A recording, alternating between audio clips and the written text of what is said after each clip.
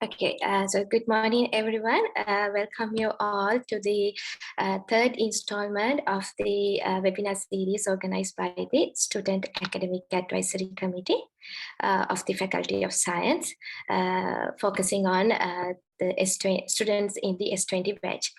So today we are going to have a panel discussion with 6 wonderful graduates and undergraduates from our faculty. So first of all, let me introduce our panel members. So first, we have Mr. Parakrama Dissanayake.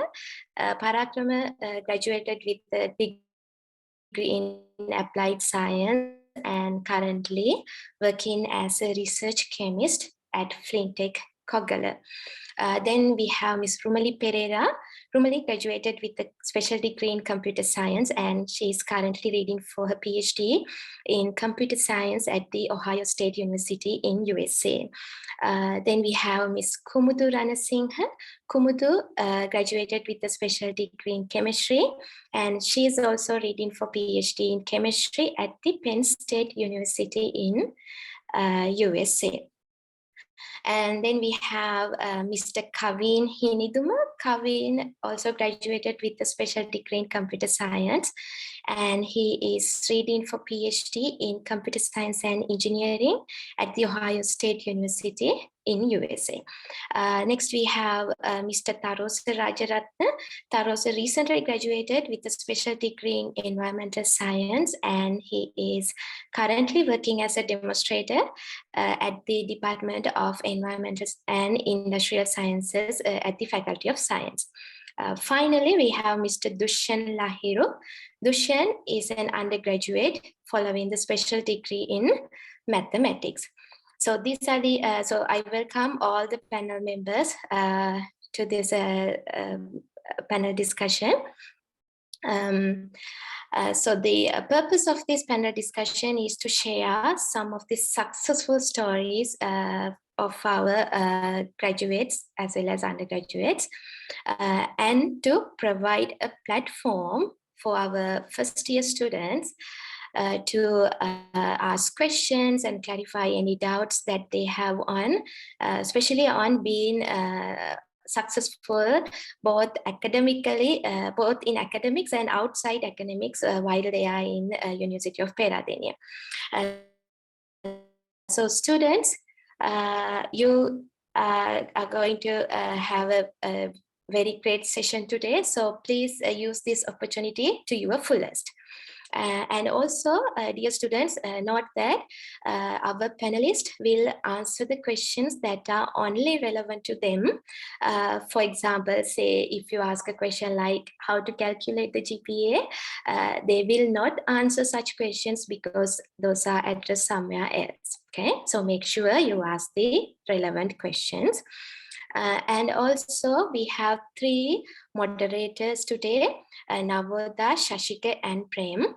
So you can ask any questions in any language that you are comfortable with. So our moderators will translate the questions and answers for you.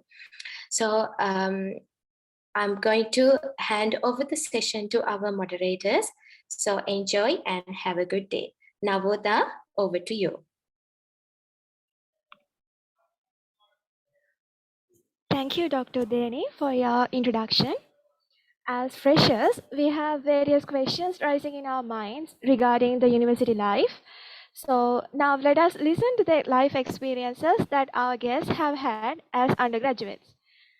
Now, I would like to invite Mr. Tarosa Rajaratna to tell us about his university life. Okay, good morning, everyone. Good morning, Navoda. I think you can hear me. Can anyone confirm?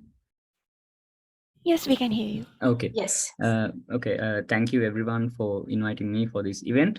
Now, briefly, I'll set my time over here because I have about 3 to 5 minutes. I'll set it to about 5 minutes now. I'm here to talk about my success story. Now, success itself is somewhat relative and somewhat subjective. Now, let's briefly discuss about that. Now, about 15 years ago, back when I was in grade 6, I found this encyclopedia, and I found this quite cool looking table that has colors and that has 2-letter names. And I wondered what it was, and I realized that it was a periodic table. And I saw that now I briefly read through it, and it says now there's this thing called Na, that's sodium, and it's a white lustrous metal, and it's quite reactive with water, and it causes a yellow flame. And then there's chlorine, and it's a pungent gas, and both are toxic, both are quite harmful to humans. But then I learned that when you react these two things together, you get salt, NaCl, and it's quite common in our lives. And I thought, now this is quite wonderful, quite interesting. And then I thought, I think I have found my purpose, found the purpose in my life. And I thought to myself, I know what I'm going to become. I'm going to become a chemist. That was when I was in grade 6. And I didn't know much about chemistry, except for the fact that I could remember mostly all of the elements. So I worked quite hard to become a chemist, mainly by myself. And I excelled quite well in science. And I chose mathematics or physical sciences for A-levels as well, because I wanted to completely do chemistry, but there was no such option for A-levels. You can't do only chemistry, you have to pick 2 other things as well, physics and mathematics, because I was quietly not a fan of plants, and I hated plants. So the only last option was mathematics. And the first attempt of A-levels, I got B and 2 S's and B for chemistry, and I quite marginally passed the other 2. And then I had to do another attempt, and then I got A, B, C, A for chemistry, B for physics, and C for mathematics. I quite suck at mathematics even for now. And then I came to the University of Peradeniya, and I want to become a chemist. And even there, we were supposed to follow 2 more subjects. And then at the beginning of the 3rd year, I missed the chemistry special intake by about 2 seats. I was the 38th of the list, and only 36 people were taken from our batch. So I was quite devastated, and I had to choose ES against my will, because there was no other alternative, because I was the 38th. And then roughly about 2 years later, I'm quite doing well. I'll tell you how I did well, but it was a bitter experience. It was bitter to overcome. It was a bitter experience, and it took quite a bit of time to overcome my goal, and or to set my goal towards another direction, because this is not I was hoping for. But I'll tell you, because I have received one question about the obstacles of the university experience. I'll briefly discuss about that as well. Now, in the meantime, in extracurricular activities, I have found myself as a writer. I write all sorts of things, mainly based on science and history, perhaps. And that's my extracurricular activities. I'm good at sports, as you can see. And I have participated in other types of activities. I'm a bass guitarist, and I'm also a photographer as well. Now, I think I have run out of, okay, I have about 45 seconds left. Now, you could see that my story started from wanting to become a chemist, but I ended up becoming an environmentalist. Now, there's a good lesson in that. Sometimes your goals may change. Sometimes your goals may change because of your actions, or sometimes it may change for unavoidable circumstances. There's no alternative to it. You have to grasp the reality and then move on. And I think my 5 minutes are left. I don't have any time left now, and I'll briefly discuss about the questions or the obstacles I had in my university experience a short while later. Thank you very much.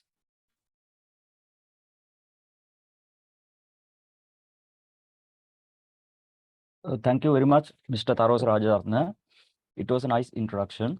Then I would like to invite Ms. Kumudu Ranasinghe to present her self-introduction with her valuable experiences. This is over to you, Ms. Kumudu Ranasinghe. Yeah, thank you so much for having me here. Good morning, all of you. I hope you all can hear me well.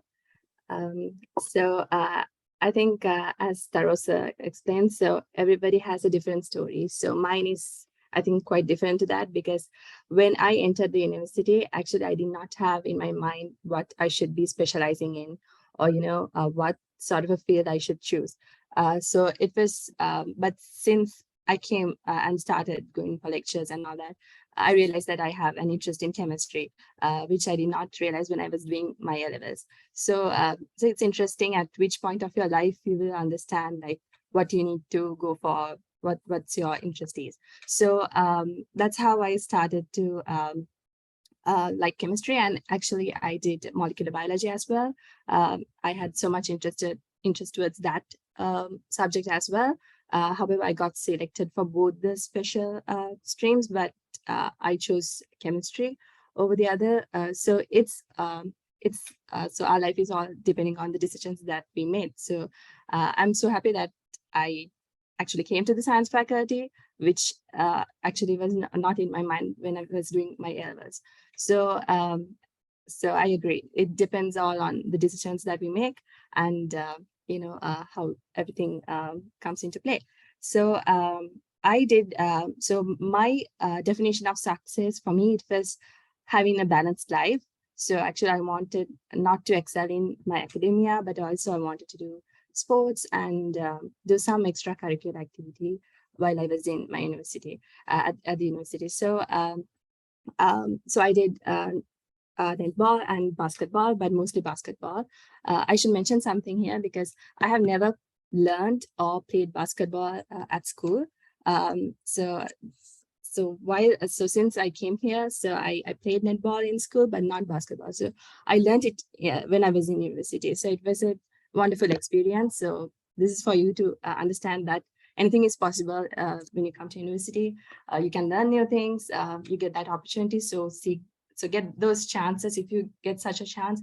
So take the maximum use of it. So that's how I started, and finally ended up in the basketball team. So that was a wonderful experience. And I also joined some societies like ChemSoc. That's something that you should also keep in mind. Like when you get a chance, if you're interested in some field, so there are so many societies in the university. So you can use that chance to, explore what's there for you. So that's kind of my story. So I think in future I would be able to share with you some more experience and some tips. Yeah, thank you so much for having me.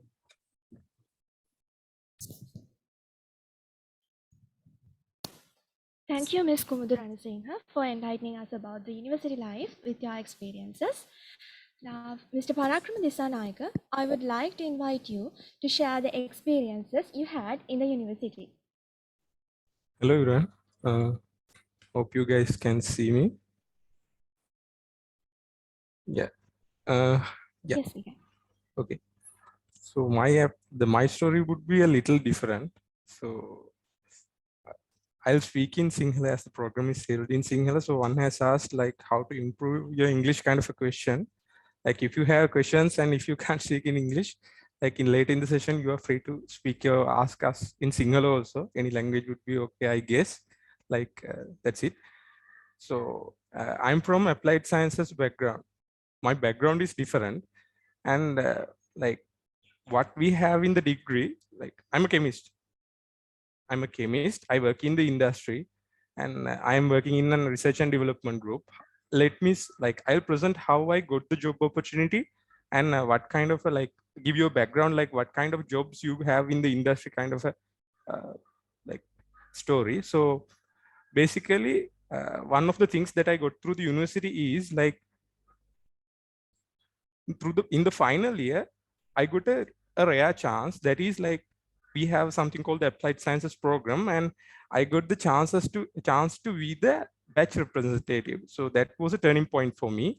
That's because I worked with Dr. Buddhika, and we had so much program. So there got the chance to improve the soft skills. So what basically happened was I did my courses, followed them well, and I was already I was going to have the second upper, but the thing was I was lacking a little bit of the soft skills that one could say, and like maybe like you guys are, I think you guys are yet to enter the university. You guys can participate in all the extracurricular activities and improve your soft skills. That would be a huge gain if you are to enter the industry, I guess. So what happened was I got to present a lot. I got to speak with others a lot. Then I got to interact with others a lot. And once I got into the industry, the job I got was documentation. Like basically the interview they had, they said, okay, these are the fields that we are interested in, and these are the courses. And they had mentioned only chemistry courses. So I was like, wow, so I'm going to get chemistry. So like, I like chemistry. So I went there. Then basically what I observed was I had to document and prepare the work instructions related to chemical processes. So then I went there. And then one of the things I did was I did some marketing. I went there, I spoke with the manager and I said, okay, from the applied sciences program, we have some rare opportunities. We get to work with our lecturers. We have the facilities at our university at our disposal. So maybe you can give me some issues. I'll try to work them with the university and come up with solutions. Like if I come up with solutions, yeah, you can have them, kind of a thing I presented. Then I finished my work, like all the documentation. It was supposed to take 3 months. So I finished it within 7 days. And then what I did was I started like the issues that there were some issues related to production. So it was really basically electrochemistry. So I went one after one. I started speaking with everybody, and I finished everything. Like the issues, the major issues, I found the causes, went through a scientific approach. You'll get the basics through the science faculty. So you should have a logical approach, and those kind of things you will improve through the academic years. So then what happened was the next step is marketing. So what you have to do is you have to market what you have done. So what I did was I try to convert what I did, the savings to rupees. Those are the words that works in the industry. So basically what happened was I showed that I have saved over 2 million rupees per year. And before even the internship stopped, like the end of the internship period, before even 3 months, I got the job opportunity there. So that's how that's how everything worked out for me. And like now I have been working in the industry for some time. Like if you guys have any question regarding the industry, feel free to ask.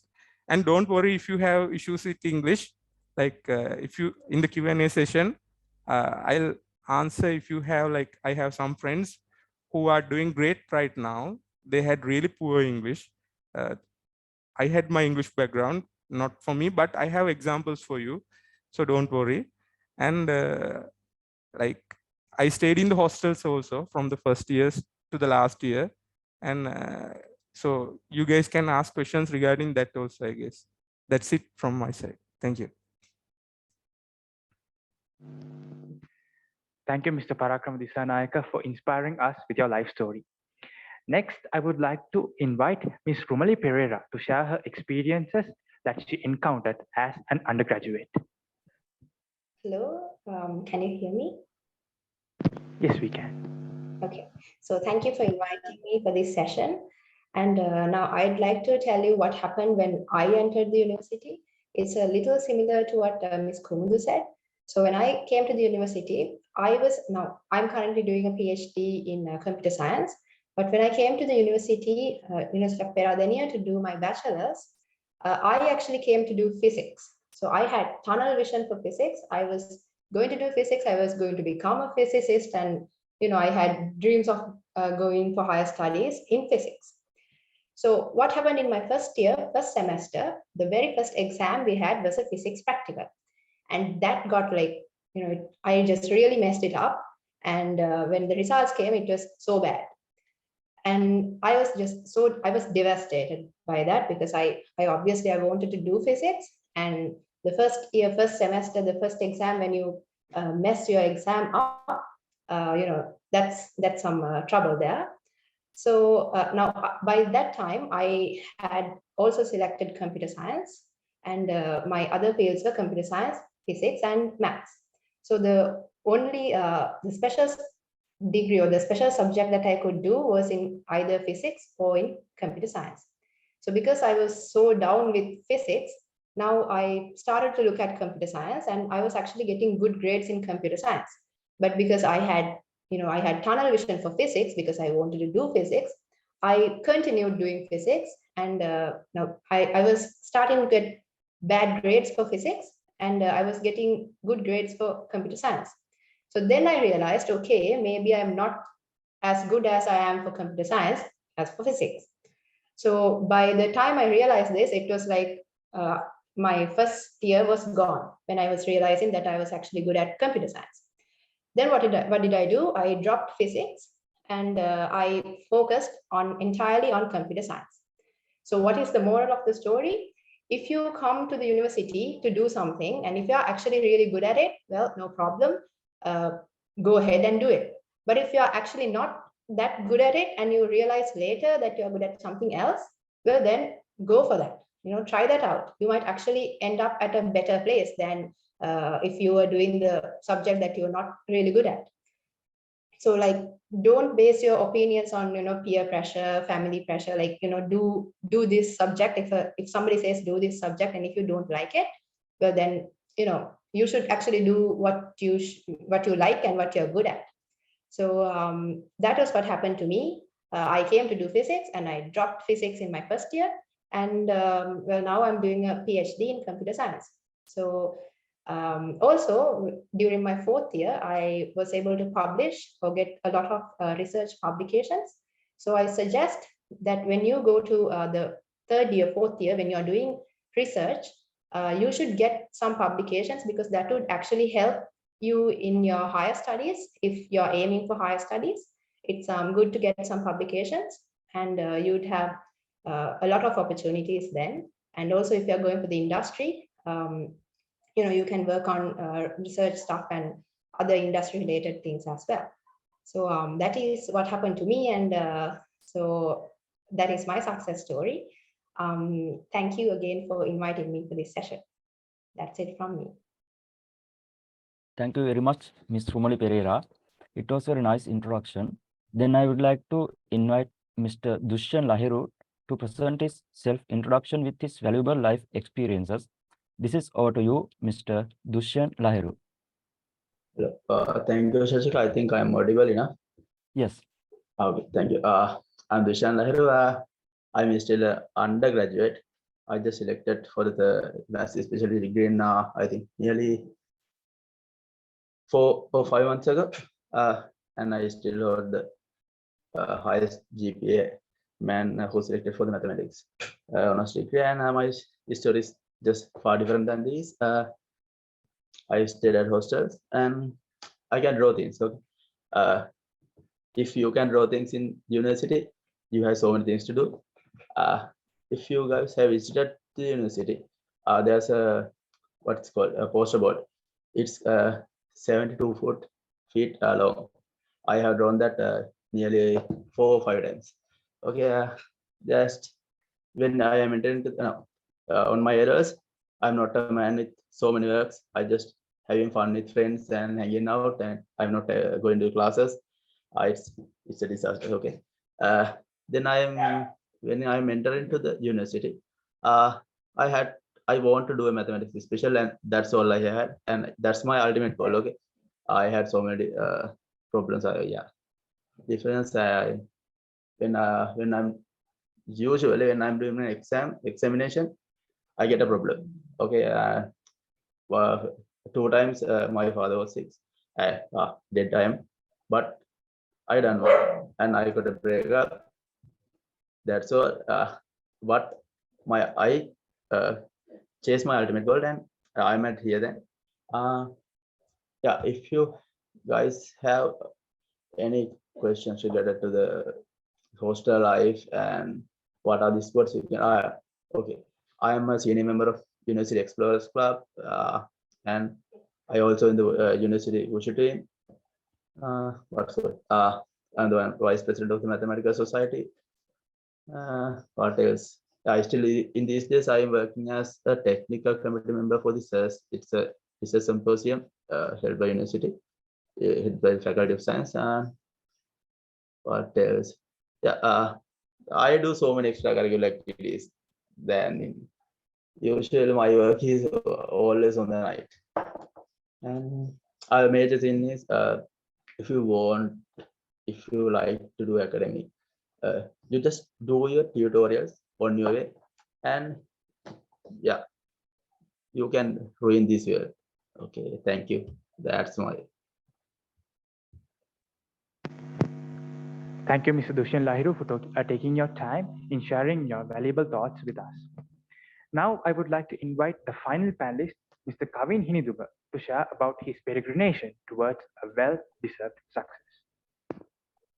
Well, thank you so much for the beautiful introduction. So I hope everyone can hear me. So, so yes, first of all, let me start by talking about how I got into University of Peradeniya.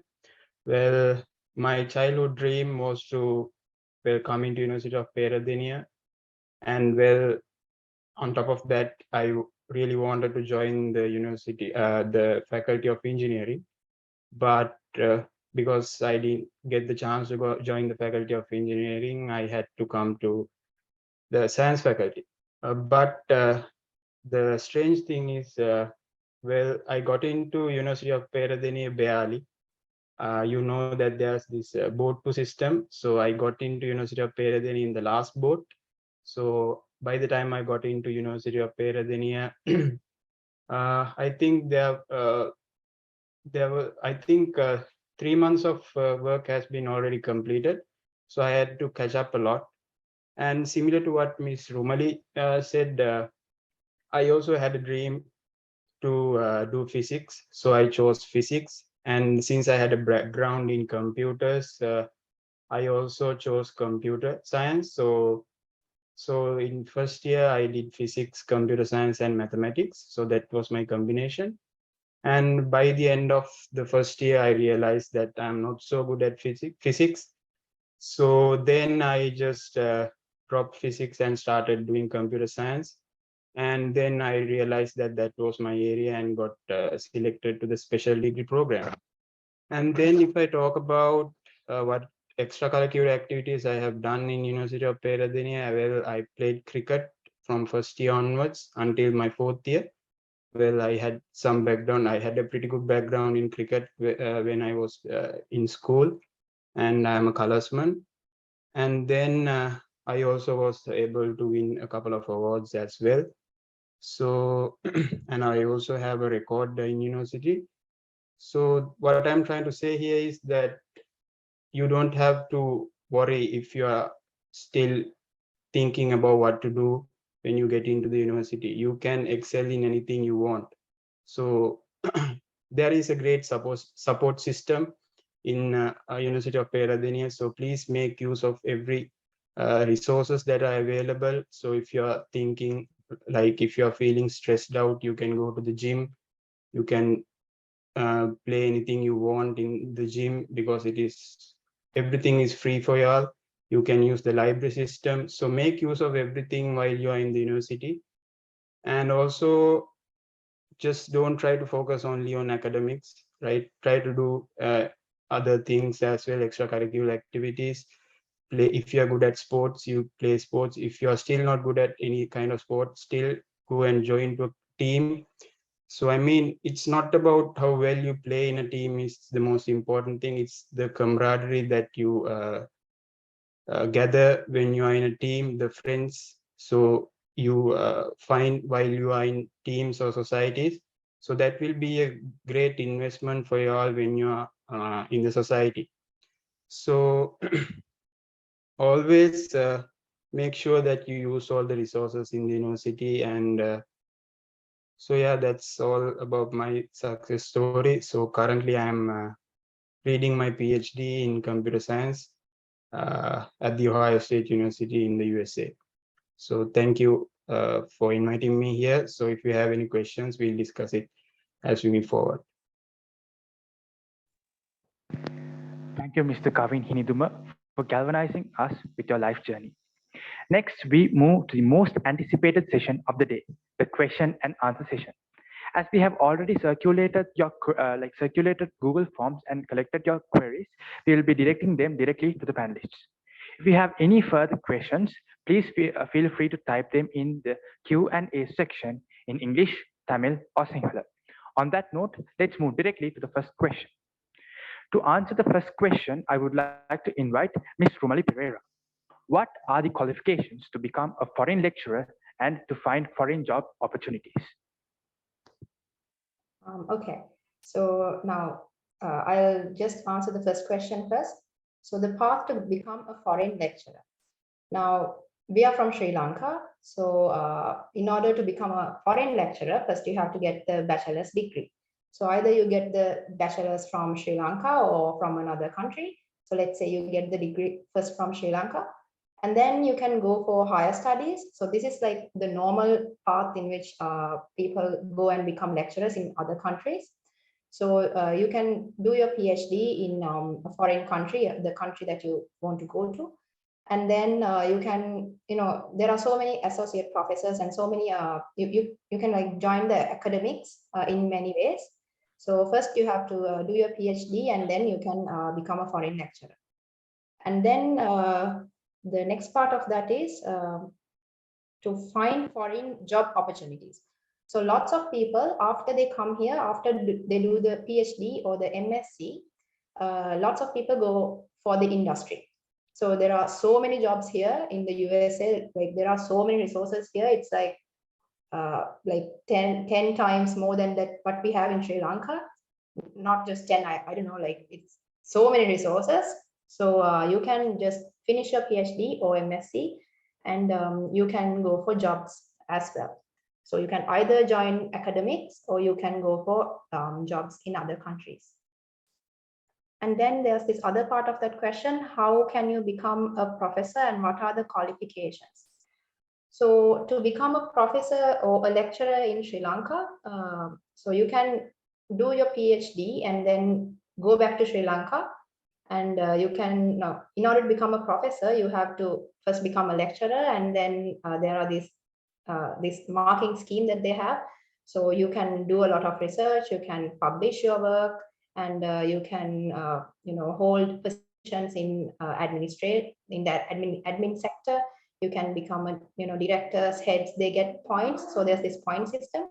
So in order to become a professor, first, you have to do the PhD and then do all those other things, but not just the PhD. You can go into higher studies and do this, collect points from other ways. So do a lot of research and you can join these positions. You'll be able to join these positions easily. So shall I go to the next question? Okay. So the next question is, how did you choose my career path? So my career path is now, it's in computer science. So I'm doing the PhD in computer science. So what actually happened was, so I came to the University of Peradeniya and I got my degree there. It's kind of it was a sequential, it went in a sequential order. I first did my BSc and then I got selected for the PhD. And, it was not that planned. I just fell into the path and, that's what happened. Okay. So any other questions? Thank you, Ms. Rumali Pereira, for your clear ideas. The next question is directed to you, Ms. Kumudu Ranasinghe. The question is, how to balance academic activities with extracurricular activities? Yeah, all right. To start with that, so I think anyone would say that the key thing that you need to do is time management. So time management is key if you want to balance academic with your extracurricular activities. So it's just like in school, like, some students do extracurricular activities in school and it's the same in university. So you just need to manage your time. And here, actually, one thing that I want to tell you is when you do some other extracurricular activities, you might need some help. So that's where your friends, family, and that support system comes in. So you have to, sometimes maybe you may miss some maybe lectures or some because of a sport event or some other event that you had to participate in. So then your friends would be there. So that's very important. That really helped me a lot. And also you must keep in mind that there's other support system like demonstrators who would be always there to help you, and the staff, the academic staff who are willing to help you at any point. So get that help whenever you need, because if you want to balance both academic and other extracurricular activities, you might need some help with that. And also, so in my experience, so since I have done a sport like basketball, so as I said before, if you want to try some sport, just go for it. You can go to the gym, talk to people you see there. If you're interested in hockey, just go and meet some members of the hockey team. They will be more than happy to welcome you in and to see whether you are good at it or whether you like it. So you don't have to be, an excellent player or have the experience beforehand, because in university, most of the students do not have that experience when they were in school. So it's okay to try new things. And if you think that you are not really good at any sport, it's okay. You can still go to the gym, as Mr. Kamin said. So it's always good to have a method to, like, a way of relaxing, because when you come to university, we realize that you do have stress. You do get stressed in some occasions, especially when you go to second year, third year. It might be stressful.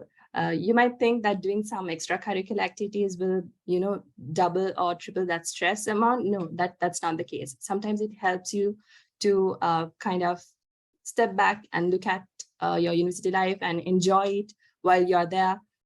Not just focusing on studies and anything, but also, taking some time to have a good time with your friends and to meet new friends. So it's a very good opportunity for you to have that experience. So I would say that don't be afraid to try new things and to, to take part in other activities. Please, because also it helps you to develop leadership skills, which will be very much useful in any point in your life. So another thing would be, when you do a sport, you will be a team player, which will be useful if you're doing higher studies. Let's say you work in a research group. You should be a team player as well, even in such kind of a situation. So that's why it's very important that you develop those qualities while you are there at the university. And don't forget to enjoy the beauty of Peradeniya University. So you will, after 4 years, once you finish your undergraduate studies, you will look back and cherish those wonderful memories that you have there. So make sure you make those memories while you're there. So the key thing would be time management. So where you might have less time than the others if you want to take part in many other curricular activities, but still, when you get the time, make the most of it. Be very efficient. So always plan your week ahead. So one thing that I used to do is I organize everything and I plan ahead. So that was very useful since I was busy, because I wanted to do a few different things. So always plan ahead and be very organized, which would be very helpful to succeed. Yeah. So I think that's what I wanted to say about that. So if you want, make sure you, take part in volunteering activities that are organized by societies. Sometimes some things that you take part in would be helpful to add even into your CV, which would be very useful when you want to apply for a job or for higher studies, for anything that you want to do after your undergraduate studies. So I think that's what you need to do. Get the help from the support system that we have in the university and get the maximum out of it. Yeah. That's what I have to say about it.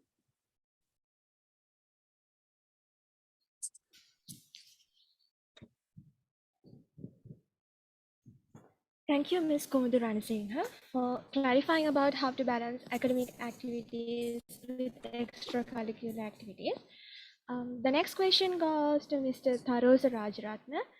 What obstacles did you find through these years as an undergraduate? All right.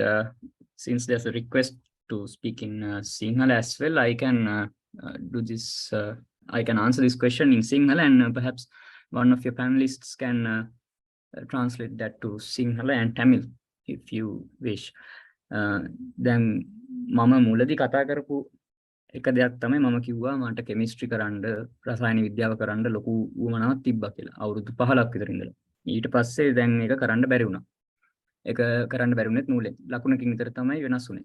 එතකොට මගේ මුළු ජීවිතේම එතනින් එහාට යන්න ගියපු ට්‍රැජෙක්ටරි එක වෙනස් වුණා කියලා තමයි මම මුලදී හිතාගෙන හිටියේ. එතකොට මට තිබ්බ ලොකුම ප්‍රශ්නේ තමයි මේක ගැන තිබ්බ පසුතැවීම.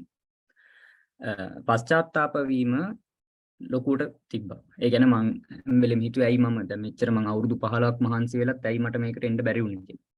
අනිත් එක ඒකේ ගැන තිබ්බ දුක තමයි මම ලිස්ට් එකේ හිටියෙම නැත්තම් කමක් නැහැ කියලා හිතනවා. ඇයි මං අන්තිම දෙන්න අතර ඉඳලා මිසුනේ 36ක් ගත්තා මම 38 වෙනි ඉඳලා. එතකොට මට තිබ්බ ලොකුම ඔබ්ස්ටැකල් එක තමයි මේ තිබ්බ බිටනස් එක. මේ තියෙන නිකන් ඒ කියන්නේ මම අකමැත්තෙන් තමයි එන්වයරන්මන්ටල් සයන්ස් කරන්න පටන් ගත්තේ. මට වෙන ඔප්ෂන් එකක් තිබ්බේ නැති හින්දා. හැබැයි මම ටික කාලයක් කරන් කියන්නේ ටික කාලයක් කියන්නේ ඇත්ත කියන්න එපා. ඇත්ත කිව්වොත් පළවෙනි දවස්වල මම ලෙක්චර්ස් ගියේ නැහැ. ES කරා කියලා. ඒතකොට මට තිබ්බ ප්‍රශ්න තමයි මම කෙමිස්ට්‍රි කරන්න ආවේ. මම ඇයි දැන් ES කරන්නේ? මේ මම කැමතිත් නැහැ. මේකේ මේ ආදි මානවයෝ ගැන උගන්වනවා. ඒ පළවෙනි තිබ්බ කෝස් එක තමයි human prehistory. එතකොට මේ මේ බලංගොඩ මානවයා ගැන උගන්වනවා. මම දවුක කරන්න නෙවෙයි ආවේ කියලා මට මං ගැනම තරහක් ඇතුව සහ මම තෝරගත්ත දැන් ES තෝරගත්තා මම. ඒක ගැන තරහක් ඇතුව තමයි මම මුල් දවස්වල වැඩ කරේ. හැබැයි පස්සේ කාලෙකදී මට ටික කාලයක් මාසයක් විතර ගියාට පස්සේ තේරුණා දැන් මම මේක මං ගැන තරහක් තිබ්බත් මට ප්‍රයෝජනෙකුත් නැහැ. ES එකට වෛර කරා කියලා මට ඒක වැඩකුත් වෙන්නේ නැහැ. එතකොට වෙන්නේ මම මේ තියෙන තැනින් තව පල්ලෙහාට වැටෙනවා. හරි. එතකොට ඊට පස්සේ මට හොඳ ලෙක්චර් කෙනෙක් හම්බුණා. ඒ ලෙක්චර්ස් අහගෙන ඉන්නකොට මට ලොකු පැහැදීමක් ඇති වුණා මේ ඇත්තටම බලන් යද්දි කෙමිස්ට්‍රි වලට වඩා මේ ES වල සෑහෙන ලොකු දෙයක් තියෙනව නේද කියලා. ඊට පස්සේ මට එතනින් ඒ අර තිබ්බ වෛර නැති වුණා.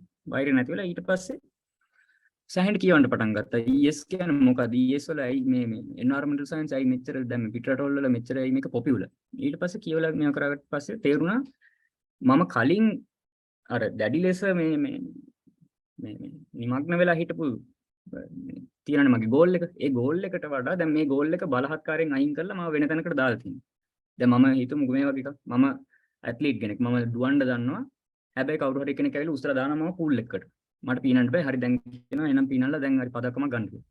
එතකොට ඒකට දැන් අර දාපෙක්කනට බැන ඉඳලා හරි මේ වැටිච්ච එක ගැන තරහින් ඉන්නවට වඩා කරන්න ඕන දේ තමන් වැටිච්ච තැන ඉඳලා ඉස්සරහට යන්න මේව කරන්න ඕනේ. එතකොට සමහර කරලා තියෙන තමන් තනිය ඉගෙන ගන්නවා. මට තිබ්බ ලොකුම ඔබ්ස්ටැකල් එක තමයි මම මැතමැටික්ස් ස්ටුඩන්ට් කෙනෙක්. මගේ ES බැච් එකේ 34 දෙනෙක් හිටියා. ඔක්කොම 34න් 3 දෙනා මැතමැටික්ස් කරේ. එතකොට මට ලොකු බයක් තිබ්බා දැන් මම මේ මැත්ස් කරලපු එක්කෙනෙක් එන්වයරන්මන්ටල් සයන්ස් ඇවිල්ලා මේ ගස් ගල් ගැන ඉගෙන ගන්න ගිහිල්ලා මොන හරි වෙයිද කියලා. ඊට පස්සේ මම තනියම මේක ඉගෙන ගත්තා. පළවෙනිට මම කරපු වැඩේ මට කෙමිස්ට්‍රි හම්බෙච්ච නැති එක පිළිබඳ තිබ්බ පසුතැවීම මම අතහැරියා. හරි කමන්නේ දැන් ඉවරයි. එතනින් ඉවරයි. ඒක ගැන හිතන්න මට දැන් දීලා තියෙන වැඩේ මම හරියට කරනවා. ඒක ගැන මම හොඳට කියවනවා. හැම වෙලෙම කියවලා අලුත් දේවල් හොයාගෙන මම කරනවා. මම හිතන්නේ මම මේ වෙද්දි ES බැච් එකේ පළවෙනි 5 දෙනා ඇතුළත ඇති. එතකොට මගේ දැන් මේ පළවෙනි ප්‍රශ්නෙට දෙන්න තියෙන උත්තරය තමයි ලොකුම ඔබ්ස්ටැකල් එකක් වෙන්නේ ගොඩක් කට්ටියගේ පසුතැවීම. Tamanට මොන හරි කරන්න බැරි වුණා නම් ඒක ගැන හිත ඉන්නවා ඉස්සරහට කරන්න යන්නේ නැතුව. එතකොට වෙන්නේ ඉස්සරහ තියෙන දේවලුත් මිස් වෙනවා. මම එහෙම කරන්නේ නැතුව ටික කාලයක් එහෙම වුණා. ඒක තමයි මෙතන තියෙන ලෙසන් එක ඔය කට්ටියට තියෙන. සමහර කට්ටියට එහෙම වෙන්න පුළුවන්. කොච්චර කැමැත්ත තිබ්බත් අන්තිමේදී අර ඒ තැනට යන්න බැරි වෙන්න පුළුවන්. හැබැයි සමහරකට අලුතෙන් ගෝල්ස් එන්න පුළුවන්. මම ද ES කරපු එකෙන් මම කලින් හිතාගෙන හිටියේ ඕගනික් කෙමිස්ට්‍රි. ඒ කියන්නේ මොනවාද කාබනික රසායන පිළිබඳ කොහේ හරි ඉහළට යන්න. හැබැයි මම ES කරාට පස්සේ මට අලුතෙන් ෆීල්ඩ් එකක් හම්බුණා ඇට්මොස්ෆෙරික් කෙමිස්ට්‍රි and atmospheric science. ඒ කියන්නේ මේ වායුව පිළිබඳ.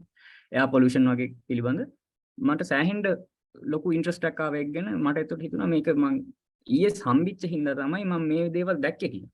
ඒක ගැන මට ලොකු සතුටක් තියෙනවා. ඒකින්ද ටෙම්පරරි විදියට සමහර කරලා ගෝල්ස් වෙනස් වෙනවා. හැබැයි ඒ කියන්නේ මට කලින් ආසාවක් තිබ්බා ඔකෙස්ට්‍රා එකක් කරන්න ඉස්කෝලේ යන කාලේ. ඒ ගෝල් එක ෆේල් නේද? මම කැම්පස් එකේ ඉන්න හින්දා. ඒකින්ද goals කාලෙන් කාලට වෙනස් වෙනවා. තමන්ට දැනට තියෙන goal එක මිස් වුණොත් සමහරක් වෙලාවට ඊට වඩා හොඳ opportunity එකක් එන්න දෙනවා. ඒකින්ද හැම වෙලෙම එක එල්ලේ හොඳට වැඩ කරන්න. තමන් කරන වැඩේ ගැන තමන්ට මොන හරි වැඩක් responsibility එකක් දීලා තියෙනවනේ ඒක ගැන වගකීමෙන් හොඳට වැඩ කරන්න. effort එකක් දෙන්න. ඒක තමයි පළවෙනි ප්‍රශ්නේ. ඊට පස්සේ මට ප්‍රශ්න දෙකක් දීලා තියෙනවා. මේ subject combination ගැන එකක් මේ 3 practical subjects තියෙනවා. ඒක කොහොමද manage කරන්න කියලා. දැන් මම කරේ statistics, maths, chemistry. එතකොට මගේ මේක හැටියට තිබ්බේ practicals එකයි තිබ්බේ. statistics වල එච්චර ලොකු practicals තිබ්බේ නැහැ. chemistry විතරයි. එතකොට මට එච්චර ලොකුට උත්තරයක් දෙන්න බෑ. හැබැයි දැන් ඔකට ස්පෙෂලායිස් කරනවා නම් කරන්න වෙන්නේ එකයිනේ. එතකොට ඒනම් ඒක ගැන මම හිතන්නේ රුමලි එක ගැන කිව්වද? ඒක පළවෙනි පාර ෆිසික්ස් ෆස්ට් ඉයර් එකේ ෆිසික්ස් අප්සෙට් වෙච්ච හින්දා ඒක අයින් කරලා මේක කරගෙන ගියා. එතකොට ඔය කට්ටිය ෆස්ට් ඉයර් එකේ කරාට කමක් නැහැ. සමහරක් කට්ටියට ඒක කරන්න අමාරු වෙයි. එතකොට සමහරකට අයින් කරන්න වෙයි. සෙකන්ඩ් ඉයර් ආවට පස්සේ ඔය කට්ටියට ඉවැලුවේට් කරන්න පුළුවන් මේ කරන මම කරන් යන කෙරුවව හරිද කියලා. එතකොට ඒ අනුව ඔකට සමහරකට ඩ්‍රොප් කරන්න පුළුවන්.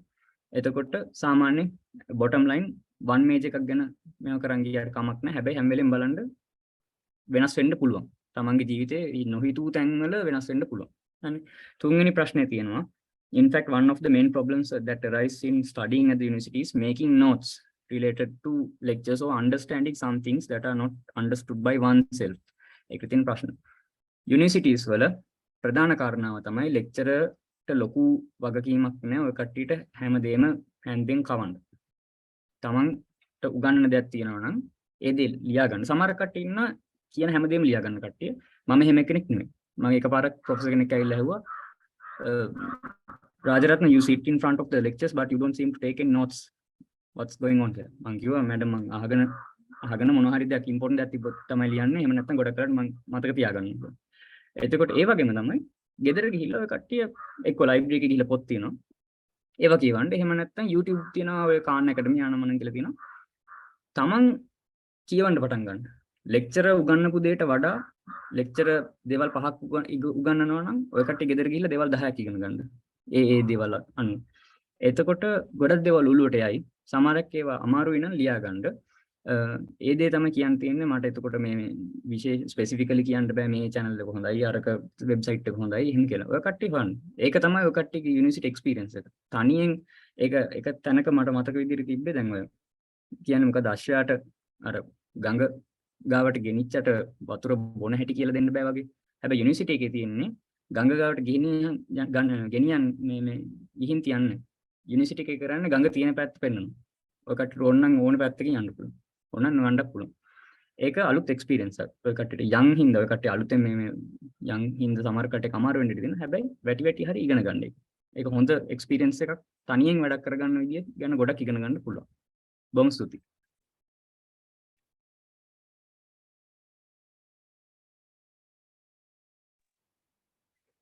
Thank you, Mr. Tarosa Rajaratna, for sharing your valuable endeavors with us. Moving on to the next question, I would like to invite Mr. Kavin Hinduba to answer the following question. What kind of degree do we need to have in order to apply for a scholarship abroad? Is it a special one or a general one? So do I need to answer in English or Sinhala?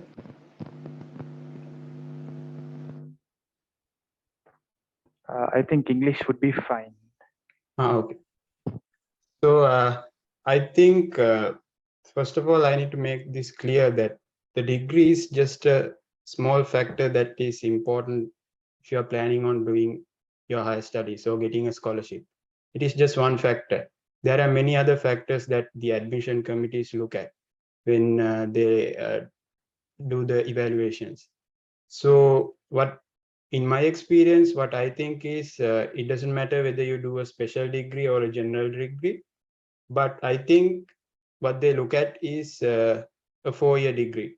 So I personally know some of my friends who completed their general degree, but still they continued to study an MSc, and then they finally got a scholarship and they were able to get into a university abroad.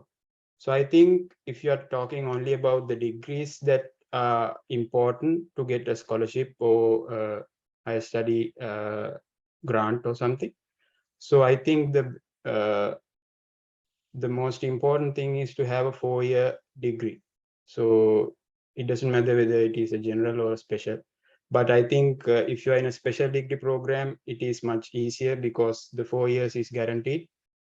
But if you are in a general degree program, you will have to think of another way how you are going to complete your 4th year. So මම සිංහලෙන් ඒකටත් උත්තරේ දෙන්නම්. කරන්න ඕනේ කියන්නේ අහලා තියෙන ජෙනරල් එකක්ද ස්පෙෂල් එකක්ද තියෙන්න ඕනේ කියලා ස්කෝලර්ෂිප් එකක් ගන්න. ඉස්සෙල්ලාම තේරුම් ගන්න ඕනේ මොකක් හරි ස්කෝලර්ෂිප් එකකට අප්ලයි කරනවා නම් වැදගත් වෙන්න ඒ කියන්නේ සාධක ගොඩක් තියෙනවා. ඒකෙන් එක සාධකයක් විතරයි ඩිග්‍රී එක කියන්නේ. එතකොට මම හිතන විදිහට මට එක්ස්පීරියන්ස් ඒ කියන්නේ වෙන අයගේ ඒවත් දැකලා තියෙන එක්ස්පීරියන්ස් එකත් එක්ක මට හිතෙන්නේ ඇඩ්මිෂන්ස් කමිටි එකකින් බලන්නේ 4-year degree එකක්. ඒ කියන්නේ ඔයාට ජෙනරල් එකක් කරොත් 3 years තියෙන්නේ.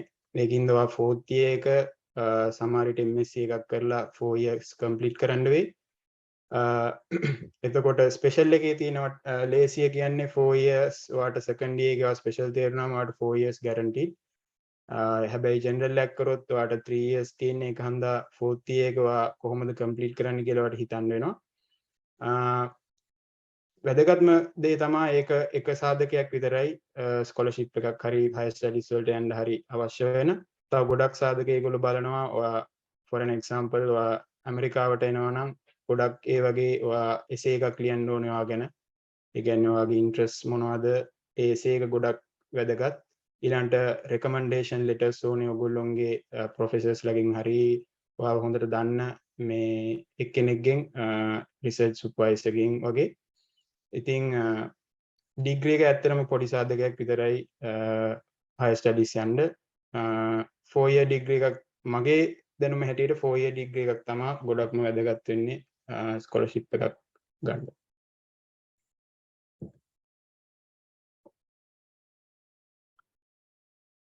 Thank you very much, Mr. Kavin.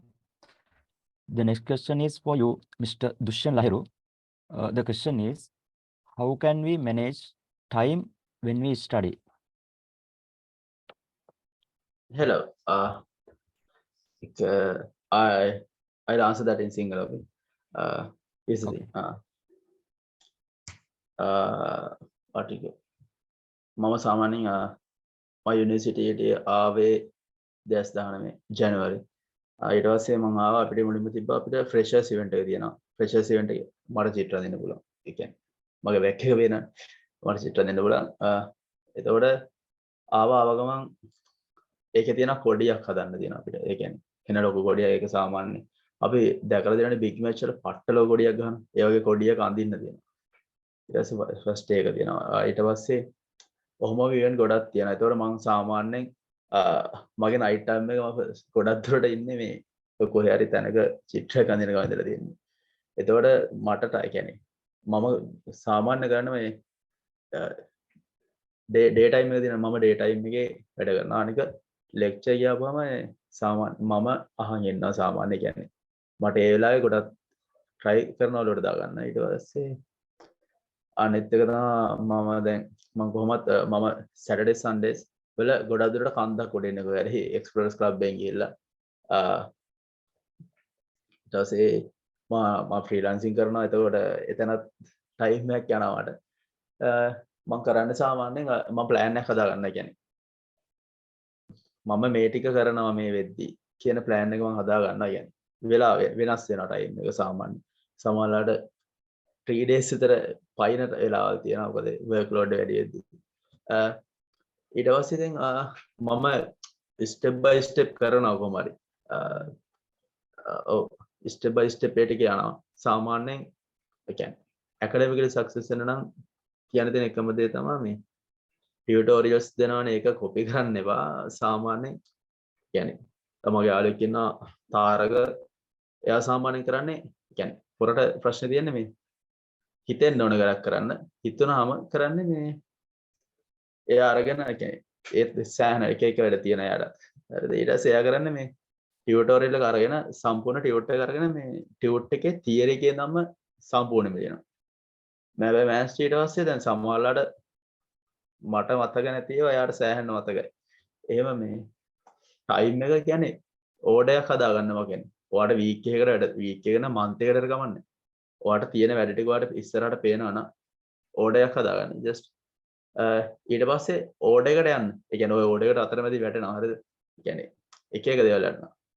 එක එක ගමන් යන්න සෙට් වෙනවා, මලගයක් ඒ වගේ දේවල් සෙට් වෙනවා. කොහොමම ඊට පස්සේ එක එක ෆන්ක්ෂන් සෙට් වෙනවා. කොහොම කියන්නේ සෑහෙන වැඩ ගොඩක් අතරමැදි වැටෙනවා. කියන්න දෙන ඕඩර් එකක් හදාගන්න. ඕඩර් එකට වැඩ කරන්න. එතකොට ඒ කියන්නේ ඒක ඔටෝමැටිකලි මැනේජ් වෙනවා. කියන්නේ අපිට තියෙන එක මම එක හින්ට් එකක් දෙන්නම්. කරන විදිහක් තියෙනවා. සාමාන්‍යයෙන් ඔයාලට තියෙන වැඩ ටික ඔයාලා ලියා ගන්න. කියන්නේ කොලයක් කරලා ලියාගෙන ඒ කියන්නේ දැන් ලෙක්චර් වීඩියෝස් බලන්න තියෙනවා. ඒ ටික ලියා ගන්න. මම මේ ටික බලන්න තියෙනවා. මේ දවස් ටිකට බලන්න තියෙනවා. ඒ ටික ලියා ගන්න. ඊට පස්සේ ටික් කරන්න. ඔයාලා ටික් කරලා ඒක ෆස්ට් week stress. ඒ කියන්නේ මම කරුවා ෆස්ට් week පට්ට stress. එයි ඔළුවේ එන වැඩ ගොඩක් පේන්න තියෙන එකක්වත් කරගන්න ඉන්න තියෙන්න පුළුවන්. මේ ඒ වුණාට සතිය දෙකක් වද්‍යයදී එක අපි ප්‍රැක්ටිස් කරනවා. වැඩ ස්මූත්ලි යනවා. ඒ කියන්නේ කිසි අවුලක් නැතුව කරන්න පුළුවන්. ඔව් එහෙම තමයි ඒක කරගන්න වෙන්නේ.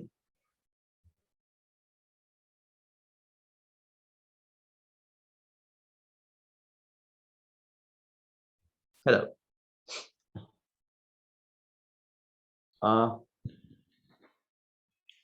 මම අනිත් question එකට answer කරන්නද?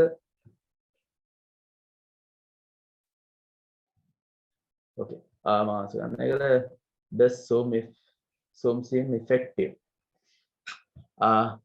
ඒකේ zoom seem effective මට effective අඩුයි සාමාන්‍ය. okay ඒකේ කියන්නේ කොහොමද කියන්නේ?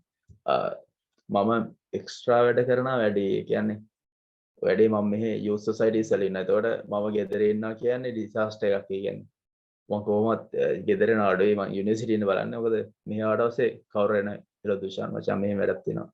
යන්ද හොම කියන. ඒතකොට මට zoom කියන එක ගැන මට effective ගන්න නැහැ. okay ඔය effectiveness එක නැති එක මට result නම් මට second year මට ඒ mind එකයි තියෙන්නේ. second sem එකේ මට ඒ mind එකක් ආවා මේ ඔය ප්‍රශ්නින්ද. ඔව් මට නෑ ඒක කියන්නේ මට ඒක answer ගන්න කියන්නේ මට effective අඩුයි ඒක. ඒ කියන්නේ effective ඒක ගෙදර ඉඳන් just තමන්ගේ flow එකේ යන කෙනෙක්ට මට ඒක පොඩ්ඩක් අවුල්. okay next how to manage my studies while having sometimes for extra work. Thank you, Mr. Dushan Lahiru, okay for sharing those useful tips about how to manage time when doing studies. Our next question is directed to Mr. Parakrama Disanayaka. What are the job opportunities that we can have through a science degree? Can you please give examples? yeah so මමත් සිංහලෙන් කතා කරන්න. Industry එක දැන් ඔයගොල්ලෝ ගොඩක් දැනගත්ත ගොඩක් කටි ඇකඩමික් පාත් එක ගැන කතා කරා. ඉන්ඩස්ට්‍රි එකකින් තියෙන පාර්ට්ස් ගැනත් මම පොඩ්ඩක් කියන්නම්. ඉන්ඩස්ට්‍රි එකෙත් ගොඩක් එක පාර්ට්ස් තියෙනවා. දැන් කට්ටිය අහලා තියෙනවා ගොඩක් ඔය ෆොරින් ජොබ් ඔපචුනිටිස් ගැනත් අහලා තියෙනවා. එහෙම පාර්ට්ස් උත් තියෙනවා ඉන්ඩස්ට්‍රි එක ඇතුලේ. එකක් අංක එක ඉන්ඩස්ට්‍රි එකට එනවා නම් soft skills අනිවාර්යෙන් ඔයාලා ඩෙවලොප් කරගන්න ඕනේ. soft skills ඩෙවලොප් කරගන්න මම කියවනේ යාළුවෝ ඉන්නවා කියලා මම නමුත් එක්කම කියන්නම්. ඔයගොල්ලෝ ඒතර ඔයාලා බලන්න පුළුවන් ඇත්තටම එහෙම කට්ටිය ඉන්නවද කියලා. ගත්තහම මගේ එක යාළුවෙක් ඉන්නවා ශශික දිල්ෂාන්. යා ශශි දිල්ෂාන් කියලා ඇත්තේ Facebook එකෙත් ඉන්නවා. යා ඔයාලගෙත් මම හිතන්නේ IC groups එම මේ කඩලා සාමාන්‍යයෙන් group කරලා ඇත්තේ. එතකොට සාමාන්‍යයෙන් ශශි දිල්ෂාන් හිටියේ ඔයාලා වසේ තේරෙයි. දැන් මම හිටියා උඩම group එකේ. කියන්නේ සාමාන්‍යයෙන් ඉංග්‍රීසි යූස් කරන්න පුළුවන් group එකක හිටියා. ශශීට එයාට ඉංග්‍රීසි පොඩ්ඩක්වත් බෑ. එයා A-level කරලා ආවෙත් එයා කියන්නේ ටිකට් එහෙම කියන්නේ අර පාරේ ටිකට් විකුණලා එහෙම අර ඒ වගේ බෑග්ග්‍රවුන්ඩ් එකකින් කියන්නේ. Excuse me. Yeah. Can you please explain it both? I mean, like in mixed way, like English and Sinhala both, like. Sure. So basically, his family background, he didn't have like an English family background. So he didn't have any exposure to English. So once he entered the university, everything English behe. It was out of us say, but he wanted like he was a good logical mind. Somehow he worked hard and entered math special degree. So yeah, math special degree එකට select වුණා. එයාට වැඩි Facebook එකෙන් දැන් නම කියවඩවස ගිහිල්ලා request දාන්න කරදර කරන්න එපා. ප්‍රශ්න නැහැ. එයා ගොඩක් හොඳ කෙනෙක්. එයා රිප්ලයි කරයි. එයාගේ බෑග්ග්‍රවුන්ඩ් ස්ටෝරි ක්වාලිටි කියන්නේ ගොඩක් මේ මං හිතන්නේ ඉන්ස්පයරිං නිසා. කියන්නේ අර වගේ බෑග්ග්‍රවුන්ඩ් එකකින් එන පොඩ්ඩක්වත් ඉංග්‍රීසි ඔයාලට හිතා කී දෙනෙක් ඉන්නවද දන්නවද ඔයාලගේ බැච් එකේ? කියන්නේ ඒ වගේ ගොඩාක් අමාරු සිටුේෂන්ස් වලින් ඉඳන් එන කට්ටිය ඉන්නවා. එයාට පොඩ්ඩක්වත් බැරු හිටියේ. ඊට පස්සේ එයා අපිව හම්බ වුණොත් මුලදී විහිළුවකුත් වුණා. එයා ඉංග්‍රීසි වලින් විතරයි කතා කරන්නේ. He'll come to us and just say Machang, and he'll speak everything in English. We won't understand because his words are not entirely English at first. He'll speak like he'll try to express his ideas from the first year onwards. Some of guys, like I think the panelists also have met him. Some of you may think him as a weird person, crazy person, because if someone is close to him and if he thinks that that person has some knowledge in English, he'll definitely use English no matter where the place is. So after the four years, he was really good in English. He came up to there's a IELTS standard, like IELTS standard that is required. He came up to that standard, and so this is spoken English නෙමේ කතා කරන ඉංග්‍රීසිනේ. ඊට පස්සේ other part is written in English. University of Peradeniya Faculty of Science has support for you. So අර පොඩි උමනාවක් ඇම්මක් තියෙන්න ඕනේ. අර දැන් මම දන්නේ ඒ ළමයා එයාට ගොඩාක් අර ප්‍රෙෂර් එකත් එක්ක එයා බෑග්ග්‍රවුන්ඩ් එකට පුෂ් වුණාද කියලා. එයා ඉංග්‍රීසි ලැන්ග්වේජ් යුනිට් එකක් තියෙනවා. ඔයාලට සපෝට් එක ගන්න පුළුවන් වෙයි. ගිහිල්ලා කතා කරලා බලන්නකෝ. කෙනෙක් ඇවිල්ලා මේ එයා අර කෝසස් වලට අමතරව ගිහිල්ලා එයා රයිට් කර ලියලිය ඒවා පුරුදු වුණා. අන්තිමට මම හිතනවා IELTS එකට සෑහෙන්න එයා ගිහිල්ලා උදව් කරා. දැන් හොඳ තැනක ඉන්නවා. ඔයාලට මේ ඔයාලා ඉංග්‍රීසි ගැන කතා කරන නිසා මම මේ ස්ටෝරි එක කිව්වේ. එයා හොඳ තැනක ඉන්නවා. ඒ වගේ දෙයක් කරොත් මම මේ ඉංග්‍රීසි ගැන මෙච්චරම highlight කරේ ඉන්ඩස්ට්‍රි එකටත් ඉංග්‍රීසි ගොඩක් important. මොකද අපේ දැන් සයන්ස් ග්‍රැජුවේට්ස්ලා ගොඩාක් ඉන්නවා. සයන්ස් ග්‍රැජුවේට්ස්ලාගෙන් ඉන්ඩස්ට්‍රි එකට ගද්දිත් ඇතුළට ගද්දිත් ඔයාලගේ job opportunities ගැන අහලා අහනවා. ගොඩාක් කියන්නේ ඉන්ඩස්ට්‍රි එකට එනවා නම් paper certificate job එක ඒ certificate එක value එකක් නැහැ කියලා නෙමෙයි කියන්නේ.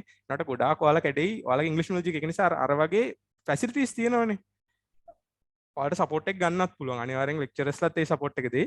support එක ගන්න, English හදා ගන්න. ගිහිල්ලා බලන්න දැන් එයා PhD එකක් කරනවා. එයා ticket පාර O-level කරන්න class යන්න ticket එකකට පුළුවන් මේක. ඒකට ඒ වගේ background එකක් තිබිලා එයා අර වගේ තැනකට ගියා. ඊට පස්සේ industry එකට ආවොත් ඔයාලට මොනවද තියෙන opportunities කියලා පොඩ්ඩක් කියන්නම්. ඉන්ඩස්ට්‍රි එකේ දැන් මම ඉන්න ඉන්ඩස්ට්‍රි එකේ ඔයාලා soft skill develop කරගන්න ඔයාලට market කරගන්න පුළුවන් වෙන්න ඕනේ.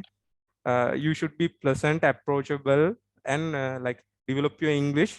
Then once you enter the industry, the paper certificate matters less and less, because like what you present, like you have to sell yourself. So like the applied sciences degree program has some background in that, and that will help.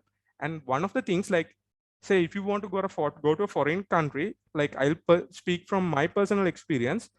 After 3 years, if like my company, I'm speaking on my experience. So like after 3 years, අවුරුදු 3කට පස්සේ මේ ඒක company එකකින් කරන්නේ company එක අපිට වියදම් කරලා අපිව රට ඇවලා අපිට ගන්නොත් PhD හරි MSc හරි කරොත් එයාලට ෂෝ වෙන්න ඕනේ මෙයාගේ වැඩක් තියෙනවා. ඒතර ඒ අවුරුදු 3ක් එයාලා ගන්නවා.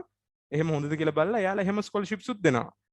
දැන් මේ වෙද්දි දැන් ඒතර ඔයාලා හිතන්න පුළුවන් ඉන්ඩස්ට්‍රි එකට ගොඩාක් කට්ටිය එනවා. ඉතින් අපේ සයන්ස් ෆැකල්ටි කට්ටියට පුළුවන් වෙයිද?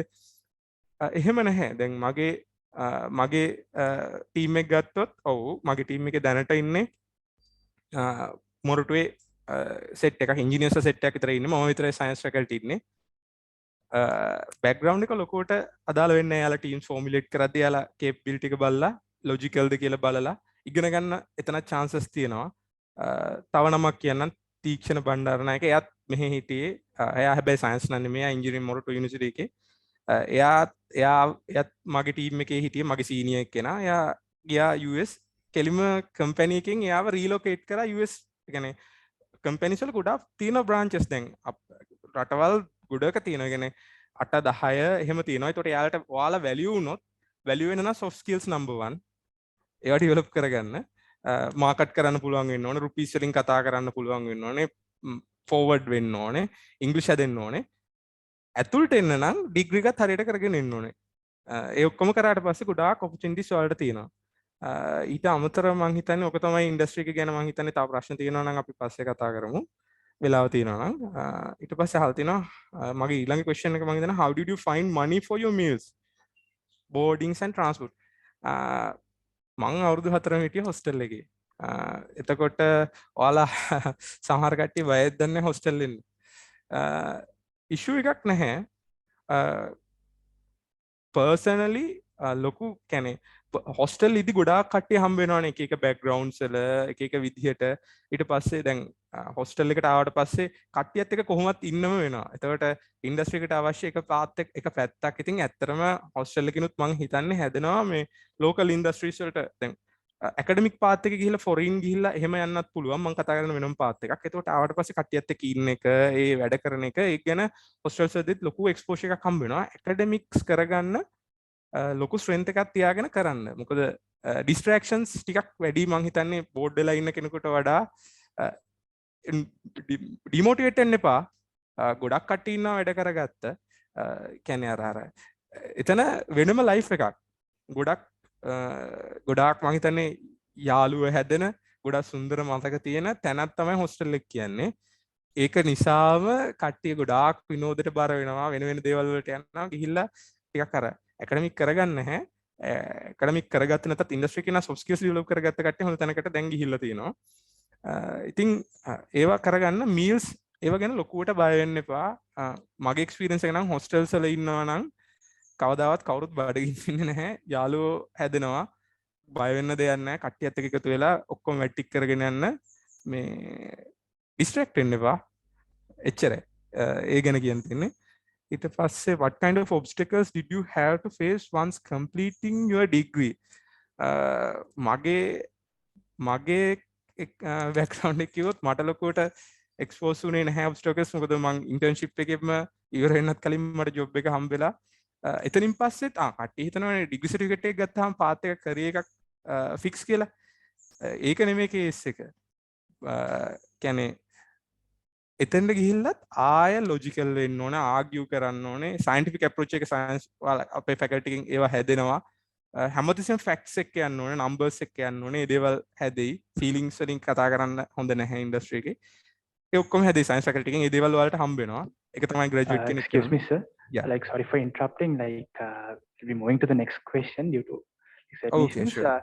So like I would like to thank you, sir, like because like you briefly explained the job market with a science degree, and also like you basically inspired us with the like story of your friend. Like I'm pretty sure like most of the like fellow colleagues of my batch should be like surely inspired by the story of your friend, because like from the like starting point to the like point he's right now is like truly inspiring. Thank you for sharing that experience, and I'm pretty sure you might be really proud of your friend. Yeah, thank you. So moving on, I would like to invite Ms. Rumali Pereira to answer the following question. So the question is, how can we obtain free scholarships in foreign countries? Okay, so first I'll explain this in English, and then I'll explain it in Sinhala as well.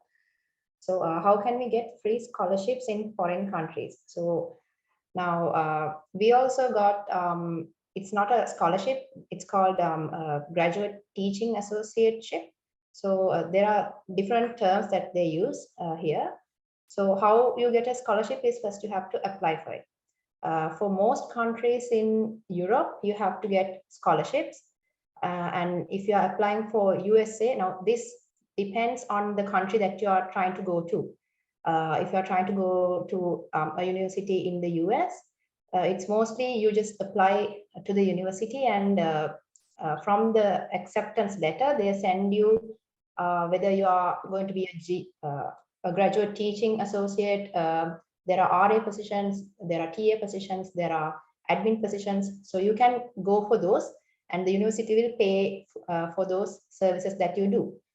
And if you are going for like a country like Australia, it's the same thing. You get a stipend there in Australia. So it actually depends on the country that you are trying to go to. So the free scholarships mainly the scholarships are given in most European countries, and you have to apply for them to get them. So we are also not paying for our PhD because we are doing the TA position, and the university is paying us for the TA position, and that's how we are doing the PhD. So Sinhala not cure scholarships then PhD එකක් වගේ එකක් කරන්න අපිට සල්ලි ගෙවලා කරන්න නම් සෑහෙන සල්ලි ගොඩක් දෙන්නත් වෙනවා. ඉතින් ස්කෝලර්ෂිප් එකක් හරි TA එකක් ඒ කියන්නේ උගන්වන ළමයින්ට උගන්වන පොසිෂන් එකක් වගේ එකකින් ගියාම ඔයගොල්ලන්ට සල්ලි හම්බ වෙනවා. එතකොට ඒකෙන් ටියුෂන් වේව් කරනවා, ටියුෂන් ෆීස් වේව් කරනවා, එහෙම දේවල් වෙනවා. එතකොට ස්කෝලර්ෂිප්ස් වගේ දේවල් ගොඩක්ම දෙන්නේ යුරෝපියන් කන්ට්‍රීස් UK ස්වීඩන් ඒ වගේ යුරෝපියන් කන්ට්‍රීස් වලට තමයි ගොඩක්ම ස්කෝලර්ෂිප්ස් හරහා යන්නේ. දැන් අපි ආවේ USA. ඉතින් මෙහෙ ගොඩක්ම දෙන්නේ TA පොසිෂන් එකක් RA කියන්නේ රිසර්ච් කරනවා නම් ඒවට ගෙවනවා. මෙහෙ ග්‍රාන්ට්ස් තියෙනවා ප්‍රොෆෙසර්ස්ලට.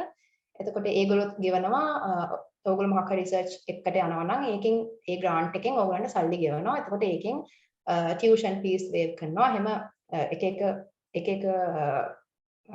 ඔයගොල්ලන්ට හම්බෙන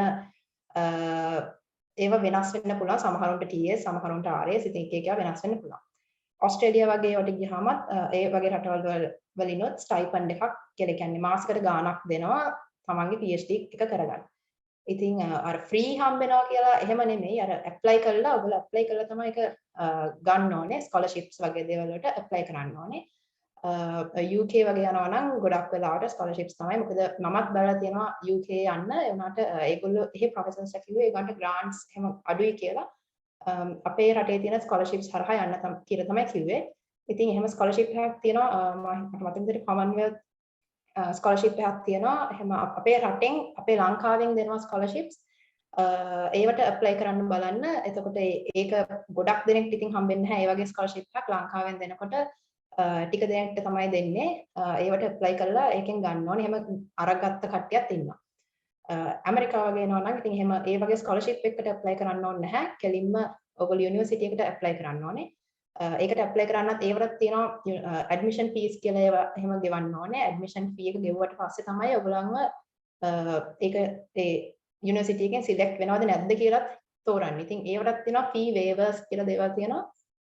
ෆී වේව් එකක් කියන්නේ ඒ ඇඩ්මිෂන් ෆී එක වේව් කරගන්න පුළුවන්. ඒක ඒ කියන්නේ ඒක ගෙවන්න නැතුව ඉන්න පුළුවන්. ඒකත් දැන් ඇත්තටම බලුවොත් ටිකක් ලොකු ගාණක් නේ ඩොලර්ස් වලින් කන්වර්ට් වුණාම. ඉතින් ඒ වගේ වේව් කරගන්න ෆී වේවර්ස් තියෙනවා. වේව් කරගන්න පුළුවන් scholarships TS GTS GRS admin positions ඒ වගේ වට යන්නත් පුළුවන්. ඉතින් ඒවත් තමයි කරන්න පුළුවන්. මම අර කලින් මම ආන්සර් කරපු ප්‍රශ්නේ සිංහලෙන් පොඩ්ඩක් කියන්නම්. මොකද රික්වෙස්ට් එකක් තියෙනවා සිංහලෙන් කියන්න කියලා. මම මුලින් කිව්වේ the path to become a foreign lecturer. ඉතින් foreign lecturer ඒ කියන්නේ වෙන රටකට ගිහින් ඔයගොල්ලෝ lecturer කෙනෙක් වෙන්න ඕන නම් මුලින් දැන් ඔයගොල්ලෝ ලංකාවෙන් ඉන්නේ. එතකොට එක්ක ලංකාවෙන් undergraduates කරන්න ඕනේ. එහෙම නැත්නම් ඔයගොල්ලෝ වෙන යන්න කැමති රටට ගිහින් undergraduates කරන්න ඕනේ. ඉතින් දැන් ඔයගොල්ලෝ ඉන්නේ ලංකාවේ. එතකොට ලංකාවෙන් BSc එක මුලින් කරලා ඊට පස්සේ PhD එකට කැමති රටකට යන්න ගිහිල්ලා ඒ රටේ PhD හරි MSc හරි මොකක් හරි ඔයගොල්ලෝ කරන higher studies කරලා ඊට පස්සේ දැන් මෙහෙත් ඉන්න අපේ Ohio State University එකෙත් ඉන්නවා ප්‍රොෆෙසර්ස්ලා වෙච්ච කට්ටිය ලංකාවෙන් දැන් ආපු අය. ඉතින් ඒගොල්ලෝ මෙහි ආවිල්ලා මුලින්ම PhD එක කරලා ඊට පස්සේ ඇප්ලයි කරලා academics වලට ඇප්ලයි කරලා තමයි ඒගොල්ලෝ ජොබ් එක ප්‍රොෆෙසර් කෙනෙක් වෙලා තියෙන්නේ. ඒ දෙක තමයි ප්‍රශ්න දෙක. Thank you, Ms. Rumali, for your clear explanation. I'm going to ask you the next question, Ms. Kumudu Ranasinghe. The question is, what are the obstacles that physical science students face when following a chemistry special degree? Yeah. Okay. So to start with, I don't think there are major obstacles for physical science students because they have. So basically, they do maths for A level and chemistry and physics, right?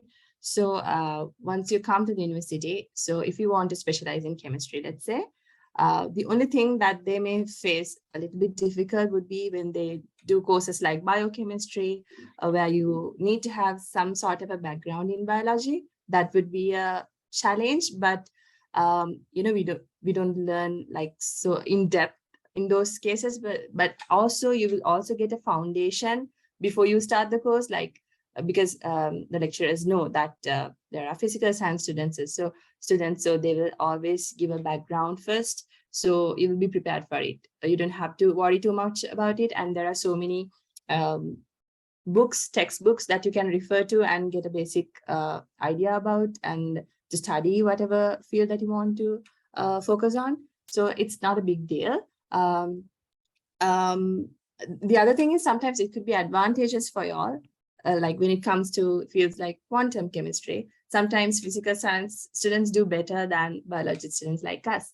So there are two sides to it. So I think if you choose a combination like physics, chemistry, and maths for your first year, let's say, so you do great. And then if you want to still specialize in chemistry, then you can drop one of the courses, and maybe you can take chemistry and maths in your second year, and then focus more on chemistry and then go to the special. So it's something like that. So සිංහලෙන් කිව්වොත් physical science students අට ඒ කියන්නේ ලොකු ප්‍රශ්නයක් වෙන්නේ නැහැ. මොකද A level වලට chemistry physics maths කරපු කට්ටිය එතකොට එකම වෙනස වෙන්නේ biochemistry වගේ subjects courses කරනකොට පොඩ්ඩක් bio මේ දැනුම නැති නිසා පොඩ්ඩක් හිතන්න පුළුවන් අමාරුයි කියලා නේද? එහෙම වෙන්නේ නැහැ. මොකද basics ඔක්කොම කියලා දෙනවා. ඒ කියන්නේ දන්නවා maths කරපු ළමයි ඉන්නවා. අන්තික කටට පළවෙනි අවුරුද්දේ biology introductory course එකක් තියෙනවා. ඉතින් අර සාමාන්‍ය තියෙන දැනුම ඇති ඒ ඉතුරු biochemistry වගේ දේවල් ඉගෙන ගන්න. ඒ වගේම කටට සමහරට වාසියක් වෙන්නත් පුළුවන්. සමහර quantum chemistry වගේ දේවල් කරනකොට ඇත්තටම maths කරපු ළමයි සමහරට bio කරපු පිට වඩා ගොඩක් ඉස්සරහින් ඉන්නවා. ඉතින් ඒ නිසා එක ලොකු challenge එකක් ලොකු බාධකයක් වෙන්නේ නැහැ. ඒක balance කරගන්න පුළුවන්. physics, chemistry, maths වගේ combination එකක් පළවෙනි අවුරුද්දේ කරොත් ඊළඟ එතකොට කටට සාමාන්‍ය දෙවෙනි අවුරුද්දේ ඔයාලට focus කරලා මොන හරි chemistry එක්ක ඔයාලා කැමති physics නම් maths නම් ඒකත් එක්ක දෙවෙනි අවුරුද්ද කරලා special එකකට තේරෙන්න පුළුවන්. මම හිතන්නේ ඒක තමයි මට කියන්න තියෙන ප්‍රශ්නෙට. Thank you, Ms. Kumudurana Singh, for encouraging physical science students to follow chemistry specialty degrees. Mr. Tharos Rajratnan, this question is for you. In fact, one of the main problems that arise in studying at the university is making notes related to lectures or understanding some things that are not understood by oneself. So it would be a great help if you could tell us a little about things like finding good resources and easy ways to make notes and techniques that can be used for it. Okay, thank you, Navoda. I think I got a bit confused last time and I answered to this question in Sinhala. So this time I'll briefly answer it in English. Now there's a big hurdle in attitude or how you see things, especially when it comes to taking notes at the university, because you all have been accustomed to being spoon-fed during the A-level times. Now there are several types of people. Some people can write everything that the professor or the lecturer says in real time. Some people cannot grasp things at once. They have to do further reading, and I'm from the latter group. I can't write things as fast. And at one time, one of the professors asked me. Now I usually sit at the front of the lecture. I highly recommend you all to do that as well. Don't be backward. Now that's quite a bit of a problem in Sri Lankans. They always go for the seats in the back. So I was like all the time I was in the front, and I don't take down notes as much as my friends did. And one of the professors asked me, Rajaratna, you seem to you always you sit in the front, but you don't seem to take down any notes. What's going on? And I said, I don't take down notes that much. And what I do is I usually listen to you, and I only write down what's necessary. And that has a bit of gambling to it, especially if you're not quite well in listening. So in that case, you always have to rely on someone else as well. Usually there's just this one person in all sorts of classes that takes all the notes down quite well, and usually you'll photocopy it out of it. But it didn't work for me, although I have photocopied one of my friend's notes, but it wasn't that effective for me as well. Now, that actually you have to learn by yourself, and you have to know what your type is. Either you can write down everything the lecturer says in real time, or pay attention to what they say and then go home and then do some reading on your own. And the latter half of the question is the resources and things. Now, I presented an analogy. Now there's this horse and the water analogy. Basically, the story goes, now you can take the horse to the river, but you can't teach the horse how to drink water. But in university, it extends up to the fact that now at the university, the horse is directed, or you show the direction where the river is, but you don't give any further support. You have to find your own way. Now, there are tons of resources in the internet. You are blessed with it. And starting from YouTube, I think Khan Academy, and I can't really mention the names because I could be biased, and there could be more resources than I know. And YouTube is a great source, and there are other written like text sources, and you can always read the handbook. Now, in the handbook, I think I have one here because I was reading it. Now, for example, now I just picked a random book, MB 416, Environmental Biotechnology, 2 credits. And it says recommended texts are Barry King, Gilbert M. Lowe, and there are recommended texts given in this handbook. I hope that you all have this. Now, for each course, try to find these books either in the library or in the internet. That will do you a great help in learning things, verified things, because you can always go to Quora or something like that. That's not credible. Always go to the best source in terms of credibility. Go to textbooks or research papers. In the 3rd and 4th years, you might have to go to research papers, but it's not necessary in the first 2 years. So always refer to textbooks. There are tons of books available in the library that are not mentioned in the handbook as well. Now, I think that's my answer. Thank you very much.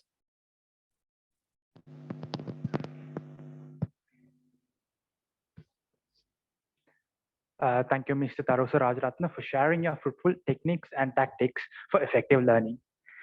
Next, I would like to inquire this question from Mr. Kavin Hiniduba. What are the job opportunities with a SOR degree, and also is there any possibility in becoming a data scientist with this degree?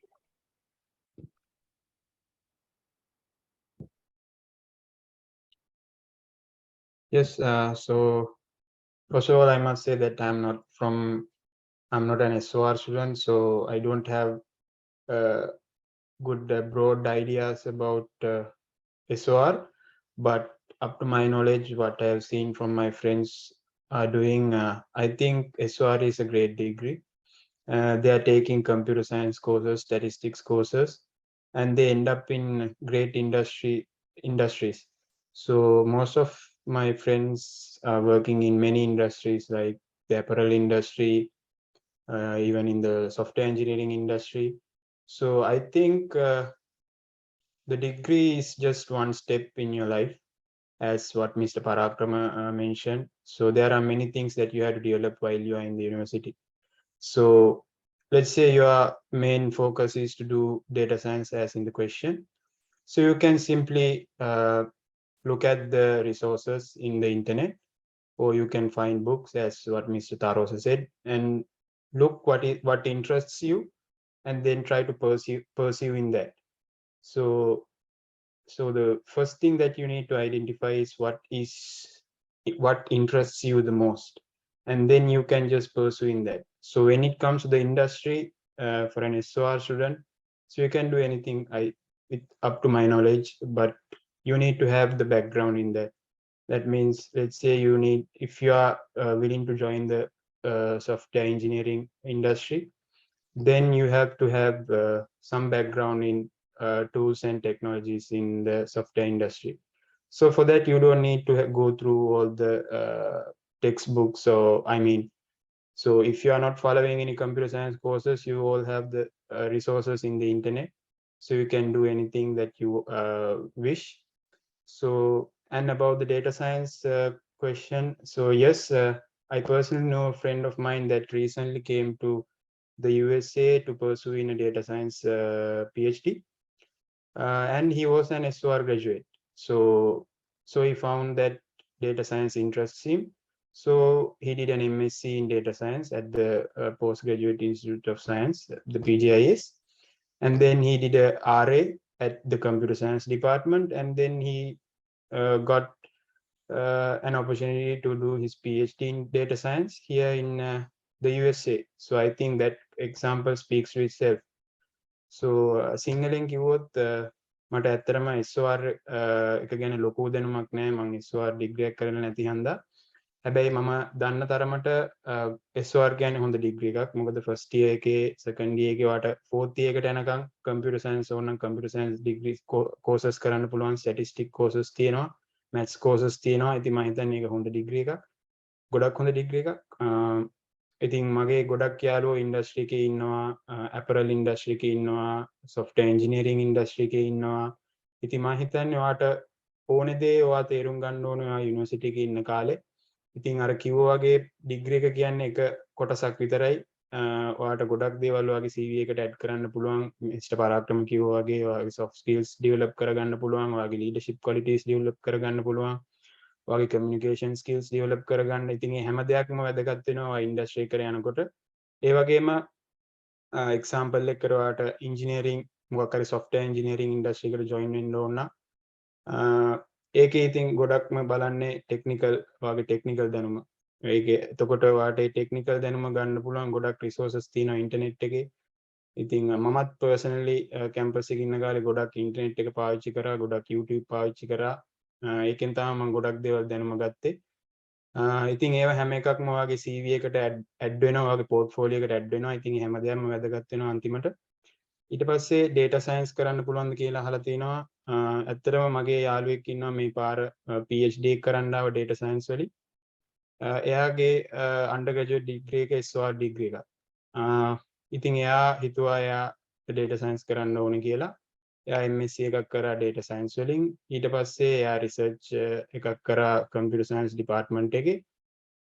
අන්තිමට එයාට හොඳ opportunity එකක් ආවා data science එකෙන් PhD එක කරන්න මේ ඇමරිකාවේ. ඉතින් මම හිතන්නේ ඔයා වැදගත්ම දේ තියෙන්නේ ඔයා මොකද්ද කරන්න ඕනේ කියන එක ඔයා ඉස්සෙල්ලා හඳුනා ගන්න ඕනේ. ඊට පස්සේ ඒකට ඔයා කැප වෙලා වැඩ කරොත් ඔයාට ඕන දෙයක් කරන්න පුළුවන්.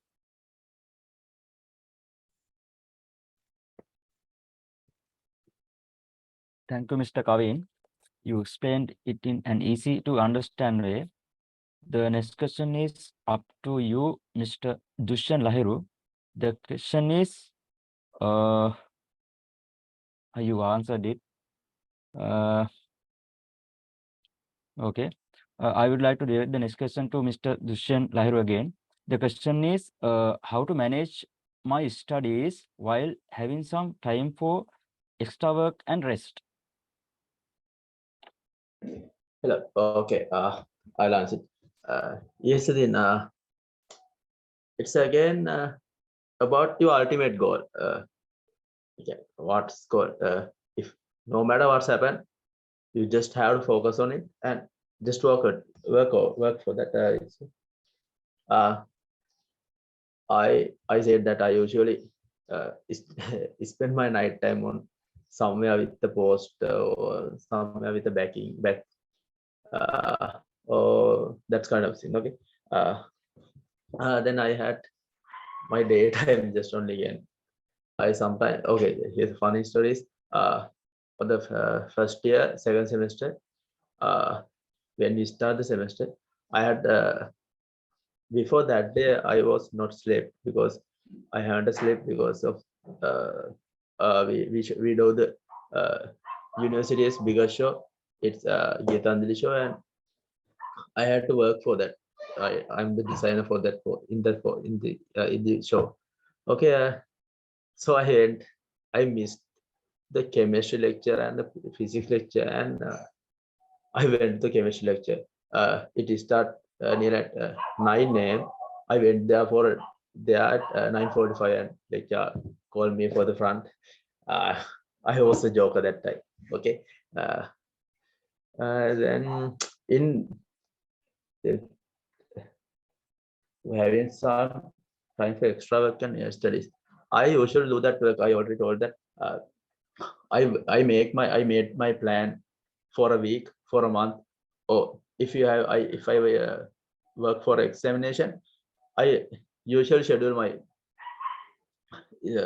usually schedule the time for this subject, this time, this subject, this subject, these days. Okay, and I, no matter what happen, I work that time. Okay, and thing is that we have to have a plan. If not, we can't serve in university. It's in first year, second year, just a bit we can survive, but from third year you can't survive. You are dead if you don't have a plan. Okay, yeah, I think is just have a plan.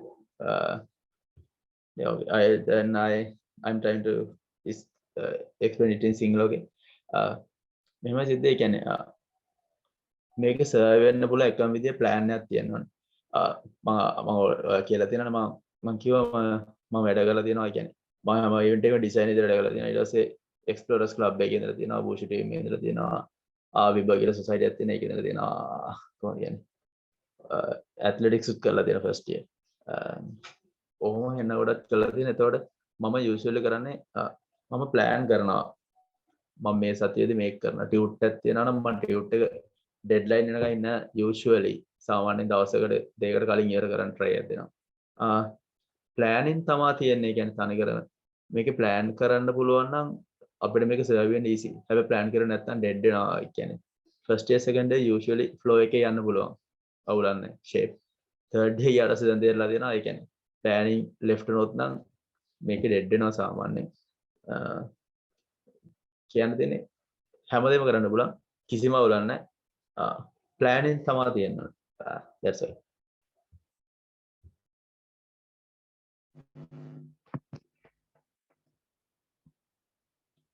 Thank you, Mr. Dushan Lahiru, for helping us with the time management. I'm pretty sure like it was really helpful for all the undergraduates, including me. Next, I would like to inquire this question from Ms. Rumali Pereira. How did you choose your career path? I'm pretty sure like most of the students have this question, including myself. So like it would be helpful for everyone if you could answer this question. Okay, so my career path, I actually wanted to join academics since I was small. So my goal was to become like a lecturer or a professor in some field. The field didn't matter because I was actually going to become a physicist and I wanted to do physics, but then I ended up in computer science. So it was actually not that planned. I didn't have a huge plan at first. When I was even doing my A-levels, I didn't like want to like I didn't have a plan to like go to the engineering faculty, or like I didn't have a set plan. So it kind of worked out on its own. And but it's like this. So you have to select what you like to do and what you're actually good at, because sometimes like for me, physics was what I like to do and I thought that I was good at it, but then when I tried out computer science, I thought that I found out that I was much better at that. So with time you'll realize what you're actually good at, and you can select your career path. So now I'm also doing my PhD now, and I don't know what I'll do next, because I have to finish my PhD, and I might go to the industry, or I might most of the time I just want to come back to Sri Lanka and enter academics. So I don't know what will happen. Time will decide. So go with the flow. what I would say is just go with the flow and try to do your best at what you're doing. So you all are at the university now, so finish what you came to do, and I guess you'll have a good future. And also I want to say now, if you are going for a PhD, it's really good if you can do a lot of research in your fourth year. Most of the time you'll do research in your fourth year. So when you're in your fourth year, try to get a lot of research published. Now, when you want to go for higher studies, if you want to go for higher studies to countries like Australia, you have to have a lot of research papers. And otherwise it's going to be a little difficult. So try to get as much research papers as possible if you're going for academics, and also if you are going for the industry. So I also did my internship at a company, and I was given the permanent job there as well. But because I wanted to do academics, I decided to drop the job and come and do the PhD instead. So it's up to you. You have to decide what you want to do. So Sinhalin කිව්වොත් ඕගොල්ලෝ තමයි ඕගලන්ට ඕනේ career පාත් එක අත්‍තරම තෝරගන්න ඕනේ. ඕගොල්ලෝගේ subject එක මොකක්ද කියලා, ඒ කියන්නේ ඕගොල්ලෝ අත්‍තරම කැමති සබ්ජෙක්ට් එක තෝරගන්න සමහර විට ටිකක් කල් යන්න පුළුවන්. ෆස්ට් ඉයර් එකේ ඕගොල්ලෝ එක දෙයක් හිතාගෙන ඇවිල්ලා ඊට පස්සේ සමහර විට ඒක නෙමෙයි වෙන්න පුළුවන් ඕගොල්ලෝ ඉස්සරහට කරන්නේ. ඉතින් ඒක එහෙම තමයි PhD එකකට ආවත් දැන් සමහර විට ඔයගොල්ලෝ PhD එකක් හරි එහෙම කරන්න හිතනවත් ඇති, සමහරු ඉන්ඩස්ට්‍රි යන්න හිතාගෙනත් ඇති. ඉතින් ඒ ඔක්කොම කාලෙත් එක්ක වෙනස් වෙන දේවල්නේ. PhD එකකට ආවා වුණත් මෙතනින් එහාටත් මොකද වෙන්නේ කියලා ඉතින් අපිට ඒව බලන්න වෙන්නේ. ඉතින් එන විදිහට තමයි මම සාමාන්‍යයෙන් එන විදිහට ඔක්කොම එහෙම කරගෙන ගියපු කෙනෙක්. ඉතින් එහෙම ලොකු ප්ලෑන් එකක් තියාගෙන මම මුලින් ඉඳන්ම ආවේ නෑ. ඕගොල්ලන්ට එහෙම ප්ලෑන්ස් තියෙනවා නම් ඉතින් ඒවට යන්න එහෙම ප්‍රශ්නයක් නැහැ. පාත් එකක් ඉතින් ඕගොල්ලෝ කැමති ෆීල්ඩ් එකක් සිලෙක්ට් කරගන්න ඕනේ. third year fourth year වගේ යනකොට ඕගොල්ලෝ ෆීල්ඩ් එකට සෙට් කැමති ෆීල්ඩ් එකක් තෝරගන්න ඕනේ.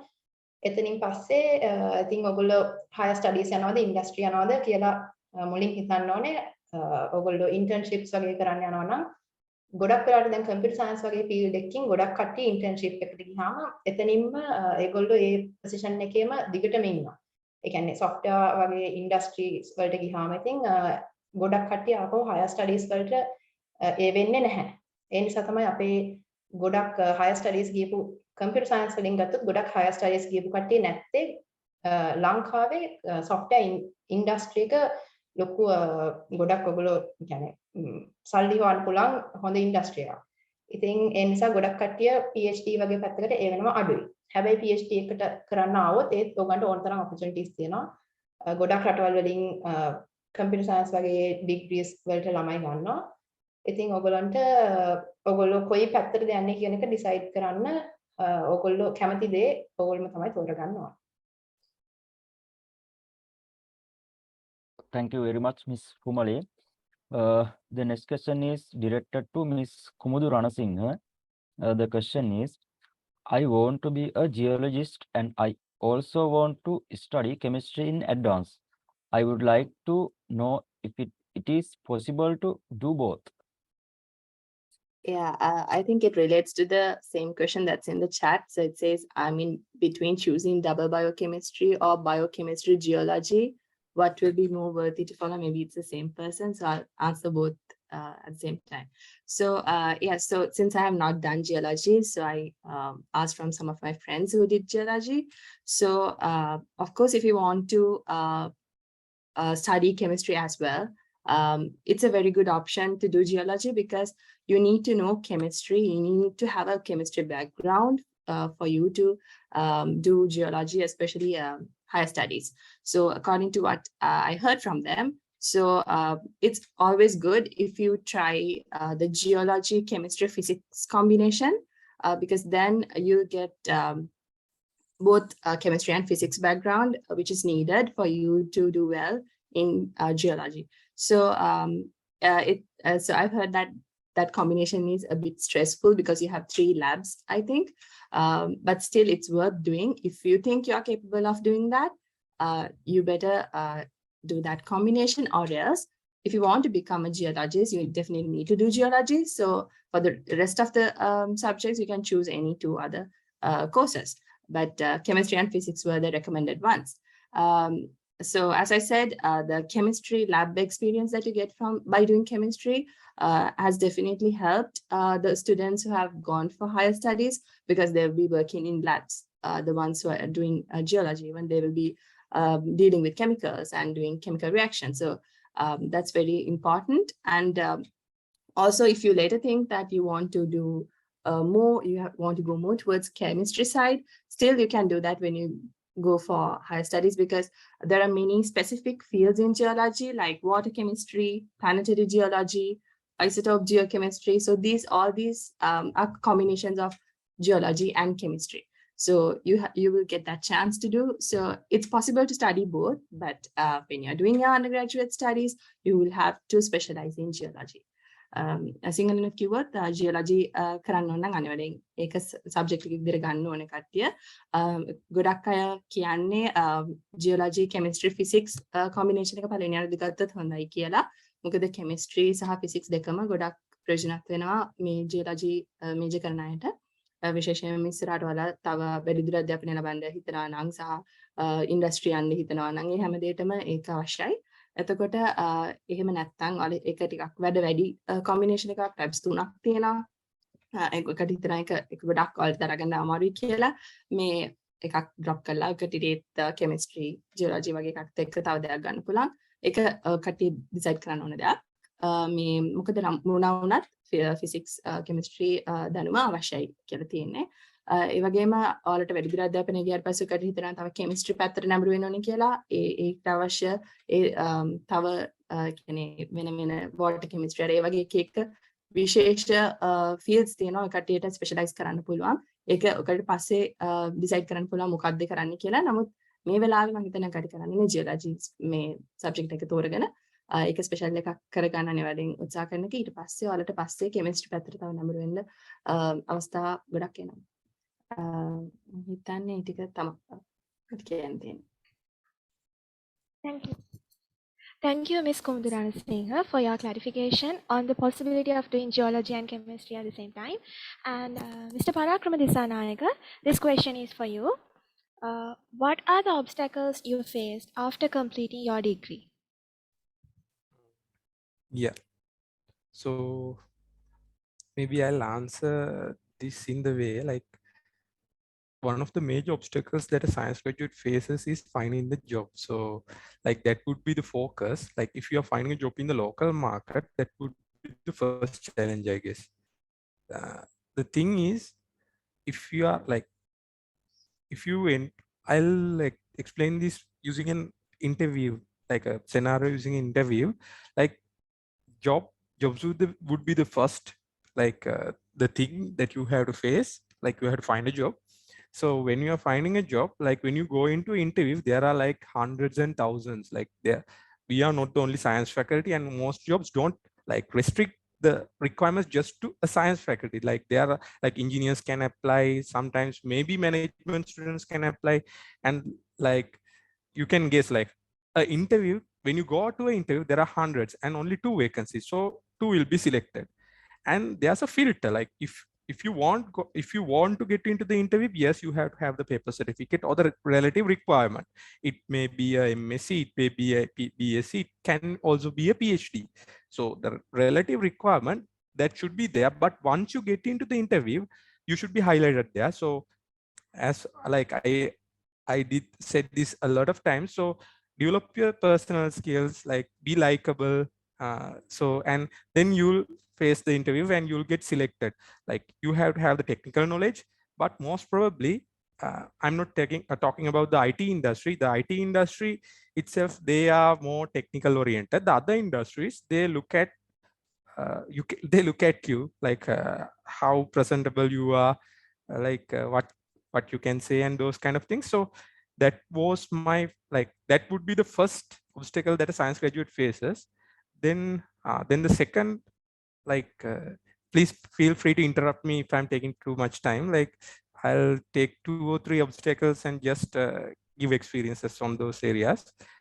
So one of the other obstacles a science graduate will face is like a lack of self-confidence. Like though this is not related to science graduates at all. So guys, like, come forward, speak, that's it. And the other thing is, like, I think one of the panelists also explained, like, people get disappointed, like, you want to do something, you want to get selected for something, and you don't get selected, or you don't get the opportunity.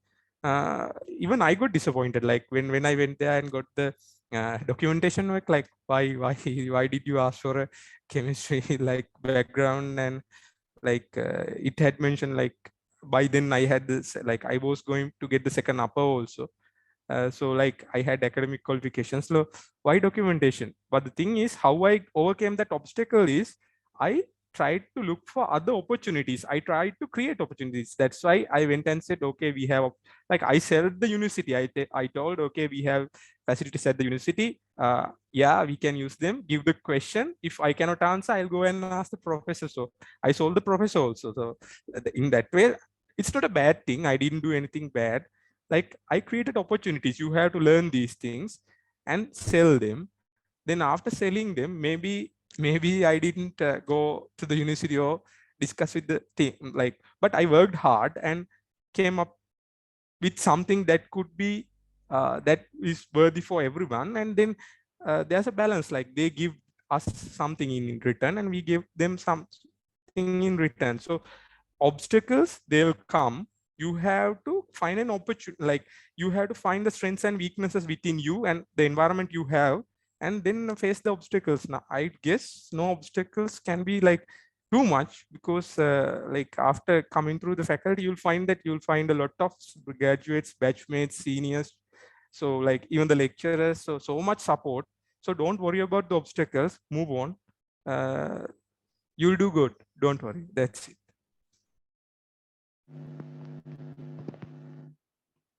Thank you, Mr. Parakrama Disanayaka. I'm pretty sure, like, our fellow colleagues might have got what you told, and I'm pretty sure, like, the obstacles are the path to success. So like the more the obstacles we get, the more like successful we become. So I'm pretty sure, like, all of the undergraduates got that. On that note, I would like to move to the next question. So I would like to inquire this question from Mr. Kavin Hiniduma. When you first became an undergraduate, how did you decide which field to focus or specialize in? I'm pretty sure, like, this question is repeated, but I think, like, if you could clarify this one more time.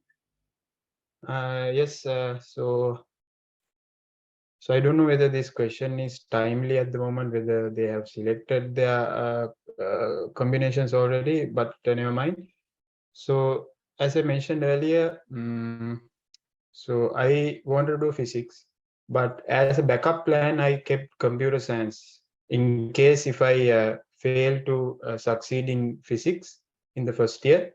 I thought that I will do computer science. So that's exactly what happened to me.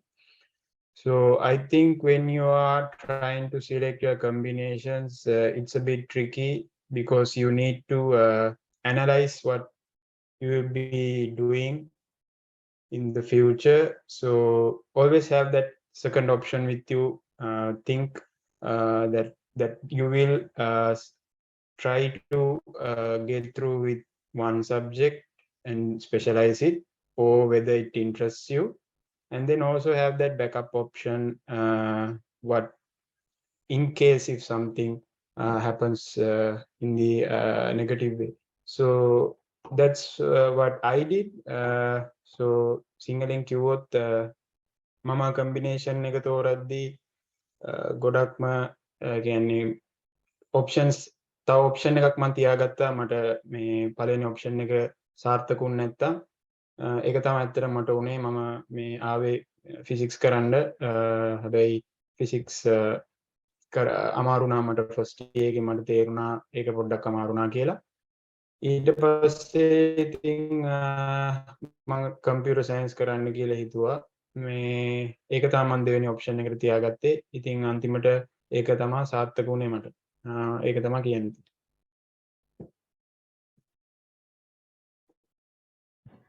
Thank you, Mr. Kavin Hiniduma, for your explanation. And the next question goes to Mr. Tarosa Rajaratna. I'm willing to do a subject combination that has 3 practical subjects. How can I manage the time? Will it be more difficult, and should I just focus on one major? All right. I think I gave you an answer in Sinhala, and I'll answer in English this round. Now, the essence of this whole undergraduate dealing is that at the end of the day, you will be only doing one subject or one particular field, especially if you are majoring in and the degree is honors degree, 4-year degree. If it's general, you can stick to up to 2 principal subjects and then fill the other credits with optional courses. Now, in the case of honors degrees, you will anyways have to pick only one major, either it's chemistry, physics, MB, environmental science. You will only get to major in one course. Now, for some people, I think Kavin particularly said that now this is not a timely, it's not a time to discuss this question, because I think perhaps by now all of you all have selected all the opportunities now. But you can change within the first 2 months, I think. So I think, I hope that you all are still in that phase. Now, definitely, if you all have you have 3 lab sessions for each principal subject, it will be quite a challenge. In my case, I had only 2 statistics. We had only computer practicals, and I did chemistry, and I had chemistry practicals, and I immediately dropped mathematics in the second year because I was quite weak in mathematics. And in that case, I didn't have much labs, but in terms of handwriting reports, it was quite time consuming, and even with only one lab component or component, I sort of struggled. So I highly recommend only for those who are highly capable of managing your work, and for others, I highly recommend to stick to one. But there's no guarantee that there's the whole deal of the university is that it's quite a bit of a gamble, and you are not guaranteed that you will get what you want. So in chemistry, if you had done first 2 years of chemistry, all the compulsory courses, you will be automatically eligible to follow the environmental science program.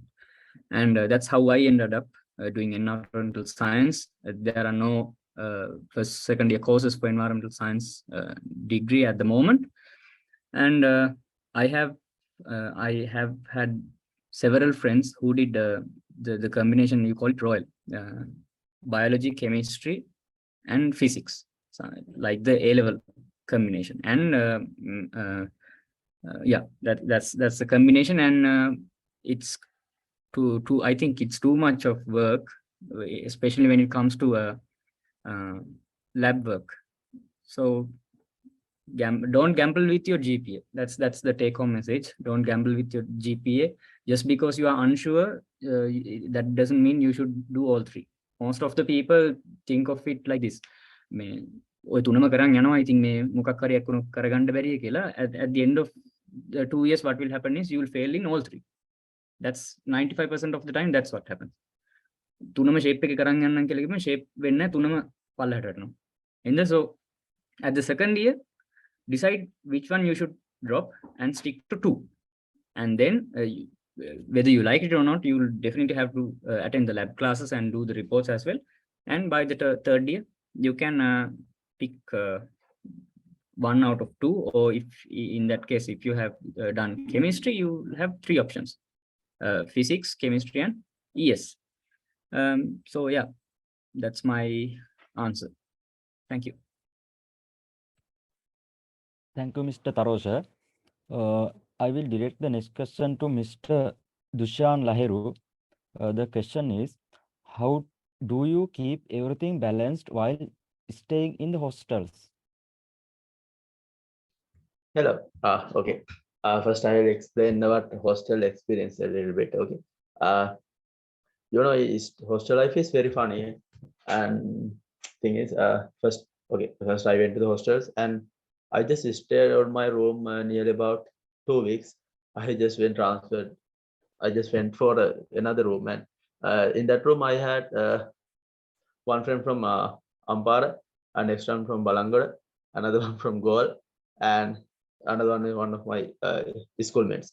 Okay, in hostel life we meet several things, several people, several various kind of people, and in our hostel I was in the James Pierce hostel. Okay, we had the wedges.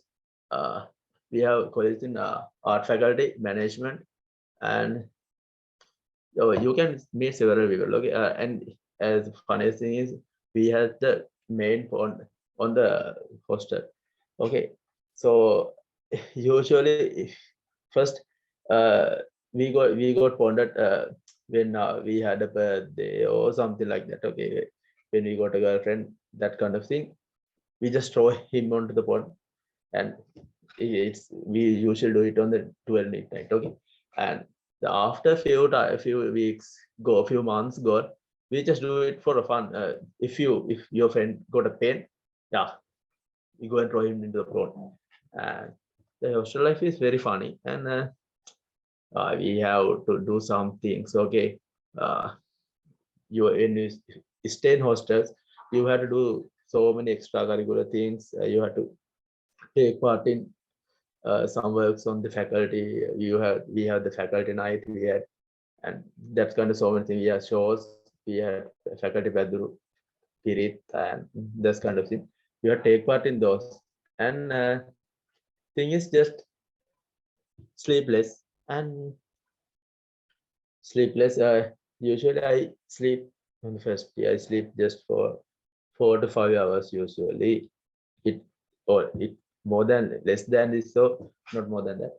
And when we stay in hostels, we have to neglect our sleep. Okay, yeah, that's I balance means that's the teamwork. I usually plan my work. Then when I first from the beginning I said that I have to plan work. When I'm planning this, I usually I can balance those. It's automatically balanced. Okay, when planning, it's automatically balanced. Okay. Single keywords. Hostel life එක පට්ටපන් මගේ roommates ලා ඉන්නේ හිටියේ බලංගොඩ එක්කනයි අම්පාර එක්කනයි ගාල් එක්කනයි ඔහොම set එකකට ඊට පස්සේ art faculty කට්ටිය ඔහොම ඉන්නවා ඔහොම එන funny ඉතින් ඒක hostel life එක ඇවිල්ලාම බලන්න ඕනේ ඒක කොහොමද කෑම එහෙමයි එහෙම ප්‍රශ්න තියෙනවා ඊට පස්සේ අපිට මම හිටියේ ජේම්ස් hostel එකේ ඒකේ center pond එකක් තියෙනවා අපි සාමාන්‍යයෙන් මුල් කාලේ නම් birthday එකකට කවුත් එක්ක කවුරු හරි හිච්චුණා මේ යාළුවනාම වගේ ඒකට තමයි පොන්න කරන්නේ පස්සේ ඒක එහෙම නෑ කවුරු හරි පෑනක් ගත්තත් ගියා පොන්ඩේ ඩ්‍රොප් කරුවා එන ෆානි ඉතින් හොස්ටල් ලයිෆ් එක මොකද කට්ටිය එකට ඉන්නේ ඒක සාමාන්‍ය කරන්න අවහරුද ඒ කියන්නේ එන ෆාන් ප්ලෑන් මම බැලන්ස් කරේ නම් තනිකර ප්ලෑන් තමයි මම සාමාන්‍ය කියන්නේ මම කියවනේ මට කොහොමත් රැට වැඩ වැඩි ඒකින්ද මේ නිදා ගන්න අඩුයි සමත් මම සාමාන්‍ය ප්ලෑන් කරන ඉතින් අර ප්ලෑනින්ම තමයි කියන්නේ ප්ලෑන් කරපු ගමන් ඔටෝමැටිකලි ඒක මට බැලන්ස් වෙලා එනවා ලස්සනට මේ වෙද්දි මේක ඉවරයි මේ ටික ලස්සනට ඉවරනවා ඉවර වුණාට පස්සේ ප්ලෑනින් එකකින් මේ මැච් එක ගහගන්න පුළුවන් ඔව් එච්චර තමයි thank you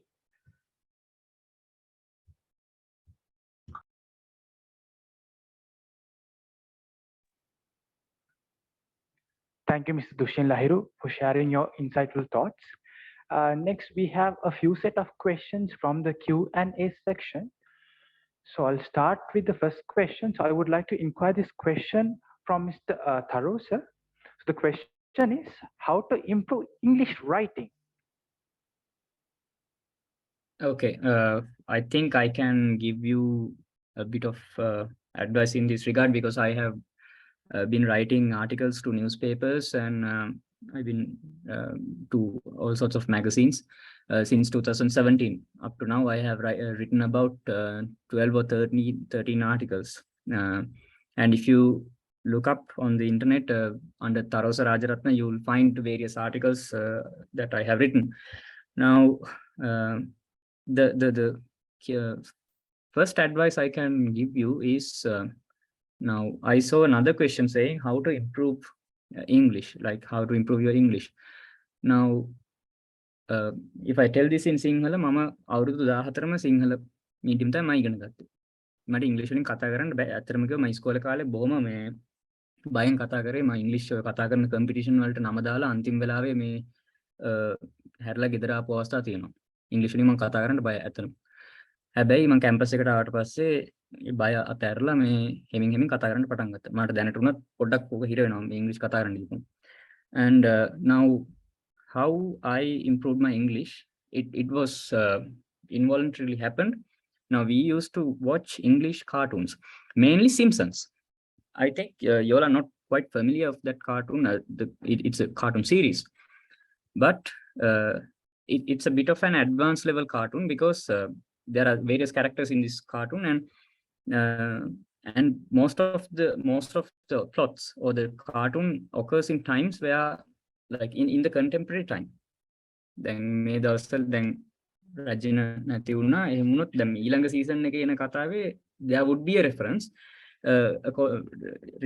to Queen Elizabeth, something like that. So when you listen to or when you watch cartoons, you'll be immersed in that experience and you will be forced to understand what's going on.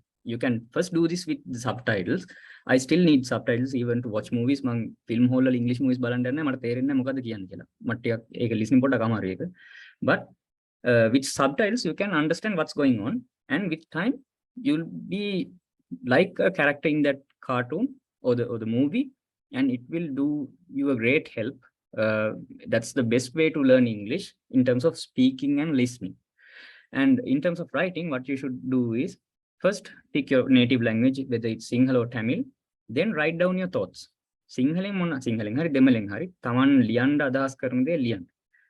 Then you translate into English by your own capacity, from your own capacity. ඔයාලට පුළුවන් විදියට මේක English වලට හරවන්න. And then read it out and then assess whether that the same idea is carried in the translation. අර සිංහලෙන් හරි දෙමළෙන් හරි ලියලා තියෙන එක මද කියන්නේ English වලින්. Then there are certain fundamental difference between these languages. Now in Sinhala අපි හිතමු වීදුරුවක් කැඩුණා කියලා. එතකොට ඒක වීදුරුව වැටුණා කියලා. ඒක වීදුරුව කැඩුණා කියලා කියන්නේ. But මේ මොකද්ද ඉංග්‍රීසි වලින් කියන්නේ the glass broke or I broke the glass. ඒකේ තියෙනවා ඒ fundamental differences තියෙනවා. ඊට පස්සේ feminine masculine differences තියෙනවා. ඊට පස්සේ කියන විදි පැත්ත වෙනස්. හරිද? එතකොට ඒ differences හොයාගන්න පුළුවන් අර දෙකම එකට කරන්න. කාටුන් බලන වැඩේ මම දැක්ක මේ මූවි ඒක ආන්සර් එකක් දාලා තියෙනවා. ඒක මේ movies බලන එක හොඳයි without subtitles. That's good actually. And what I did was write things in Sinhala and then translate into English and then read it in such a way, and that try to assess whether the same idea is carried in the translation as well. If not, where are the errors? Always find some support. I think the ELTU, you can get the support from the ELTU as well, or if your parents are good in English, perhaps you can give them to give your writing to them as well, or your peers, whether they are if they're good in English. Okay, that's the sort of the short answer I can give you. Thank you.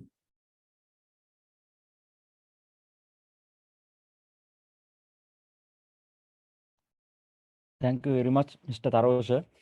There's another question from an attendee. The question is, sir, if we want to join a company, in addition the degree, we have to follow other courses definitely. I mean, doesn't enough only physical degree or joining a company? This is directed to you, Mr. Parakrama. Yeah. Hello. So basically, it's not the certificates. So like you courses are for you to gain something. So if you have gained something, you have to show it. The second thing is what you have gained, you have to market yourself with that. So paper qualifications do help only if you can show them. Since you are asking about jobs, when you go into an interview, they won't open your CV. Like usually you bring a file to the interview. No? So basically, if it is private sector, I'm not talking about the government sector. If it is private sector, most probably they won't even open the file. Like an expert or experienced person in the field is usually in the panel. So he knows what the job requirement is, and you have been like, to get into an interview, there are requirements. You can follow the courses required for that. That's it, I guess. Like there are job positions. They say follow a degree in management, SEMA, something like that. Plus from this field, or this kind of, you must have followed this. So to get to the interview, you need the paper qualifications. Yes, have them, but to pass the interview, paper qualifications won't help. Have the skills. That's it.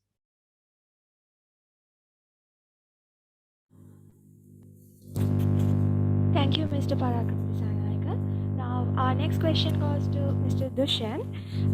Is it possible or practical to start a small business during the university years? And if we start something like that, how does that affect the academic things as well? Hello, can you repeat it again, please? Is it possible or practical to start a small business during the university years? And if we start something like that, how does that affect the academic things as well? Okay. I do freelancing. Okay. I do character designing. Usually, what do you say? Okay. Usually, I spend nearly nearly 2 or 3 hours daily for that, and it not affecting, obviously. If usually we get free time during the daytime, and during the daytime usually we get free time between lectures. I use that time to do those things, and so it's not obviously effectively for our academics. In our batch, we I think there are 2 or 3 girls. They do that. One is doing key tagging, making key tags, and other one is making what called it's bags from raw clothes, and other one is making earrings. They do their thing and they do their academic activities. It's not hardly effective. We had effect. We had to plan that for a several time period, and then after we start that, we can, after I think nearly after 1 month or 2 weeks, we can just roll in the play the game, and then it's not a difficult thing. මම freelancing කරනවා කියන මම 5 එකේ character design කරනවා. මට එතකොට daily සාමාන්‍යයෙන් 2-3 hours මට ඒකට යනවා. ඒ කියන්නේ ඒක කරන්න ඕනේ මොකද මම ඕඩරයක් ගත්තාම ඒක මම එයාට වාර දෙන්න ඕනේ. ඒක නිසා සාමාන්‍යයෙන් එතකොට මට 2-3 hours යනවා. මම ඒකට කරන්නේ මගේ දැන් ලෙක්චර් ෂෙඩියුල් එක තියෙනවානේ. මම ලෙක්චර් ෂෙඩියුල් එකේ එතකොට මට මේ පාරන chance එකක් තියෙනවා. මම ඉන්නේ ෆැකල්ටි ඉස්සරම් තියෙන හොස්ටල් එකේ. එතකොට මට ප්‍රශ්නයක්ම නැහැ. ඒතර කියන්නේ ලෙක්චර් ගෙවුණා ටක් ගාලා හොස්ටල් එකට ගියා මම ගෙරුවා. නැත්තම් මට ඕන ෆැකල්ටි එකේ ඉඳන් කොමන් එකේ ඉඳගෙන කොහෙද කැන්ටින් එකේ ඉඳන් උනත් කරන්න පුළුවන්. ගෙනාවත් ලැප් එකේ ගෙන. ඒ කියන්නේ මම සාමාන්‍ය කරන්නේ ලෙක්චර් එකේ ටයිම් එකේ ෆ්‍රී වෙලාවට මම ඒ වගේ දේවල් කරනවා. මොකද මට දවල් වලට ඇකඩමික් ටිස් කරන අඩුයි. මම සාමාන්‍යයෙන් ෆ්‍රී වෙලාවට අර දෙක කරලා මම මගේ ඩේලි වර්ක් එක ඉවර කරගන්නවා. එහෙම දැන් මම කිය ගර්ල්ස්ලා 3 දෙනෙක් ඉන්නවා. මම දන්නේ එකෙක් ඉන්නවා. එයා කරන්නේ බෑග් සදනවා. අර රෝ ප්‍රෙද්දක් තියෙනවා මම දන්නේ විදියට. මම දන්නේ ඒකට මොකද කියන නම කියලා. ඒකෙන් එයා බෑග් සදනවා. අනිත් එක්කෙනා ඉයරින්ග්ස් සදනවා. තව එක්කෙනෙක් ඉන්නවා කී ටැග්ස් සදනවා. තව එක්කෙනෙක් ඉන්නවා ෂොප් ඔන්ලයින් ෂොපින් එකක් ෂොප් එකක් කරනවා. තව එහෙම ගොඩක් අය ඉන්නවා. කියන්නේ ෆ්‍රීලාන්සින් කරන අය ගොඩක් ඉන්නවා. සමහර අය දයාලුවෙක් ඉන්නවා දර්ශන කියලා. එයා සාමාන්‍යයෙන් monthly 3 to 4 lakh වගේ වෙන කෙනෙක්. එයා කරන්නේ එයා පාන්දර 4ට විතර නැගිටින්නේ. එයා නැගිටලා උදේ සාමාන්‍ය අපිට 8 lectures UC ට පටන් ගන්න 8නේ 7:30 විතර නිකන් එයාගේ වැඩ ටික කරනවා කරලා කියන්නේ ඒ හැමෝම කරලා තියෙන්නේ එයාලා ඇකඩමික් අස්සේ එයාලගේ පොඩි ටයිම් ෂෙඩියුල් එකක් හදාන්න තියෙනවා මේ ටයිම් එකට මේ ටික කරනවා කියලා. ඒතකොට ඉතින් එයාලා normally තියෙන ඒතකොට ඒ කියන්නේ ප්‍රැක්ටිස් එක පොඩ්ඩක් අමාරුයි. ඒ කියන්නේ සාමාන්‍ය සතියක් දෙකක් යද්දි normal flow එකට යන්න. ඒතකොට අපිට daily routine එකට යන්න ඊපස්සේ මේ ඒක කරගෙන යන්න පුළුවන් එහෙම ලොකු effect එකක් නැහැ ඒක. That's so for that.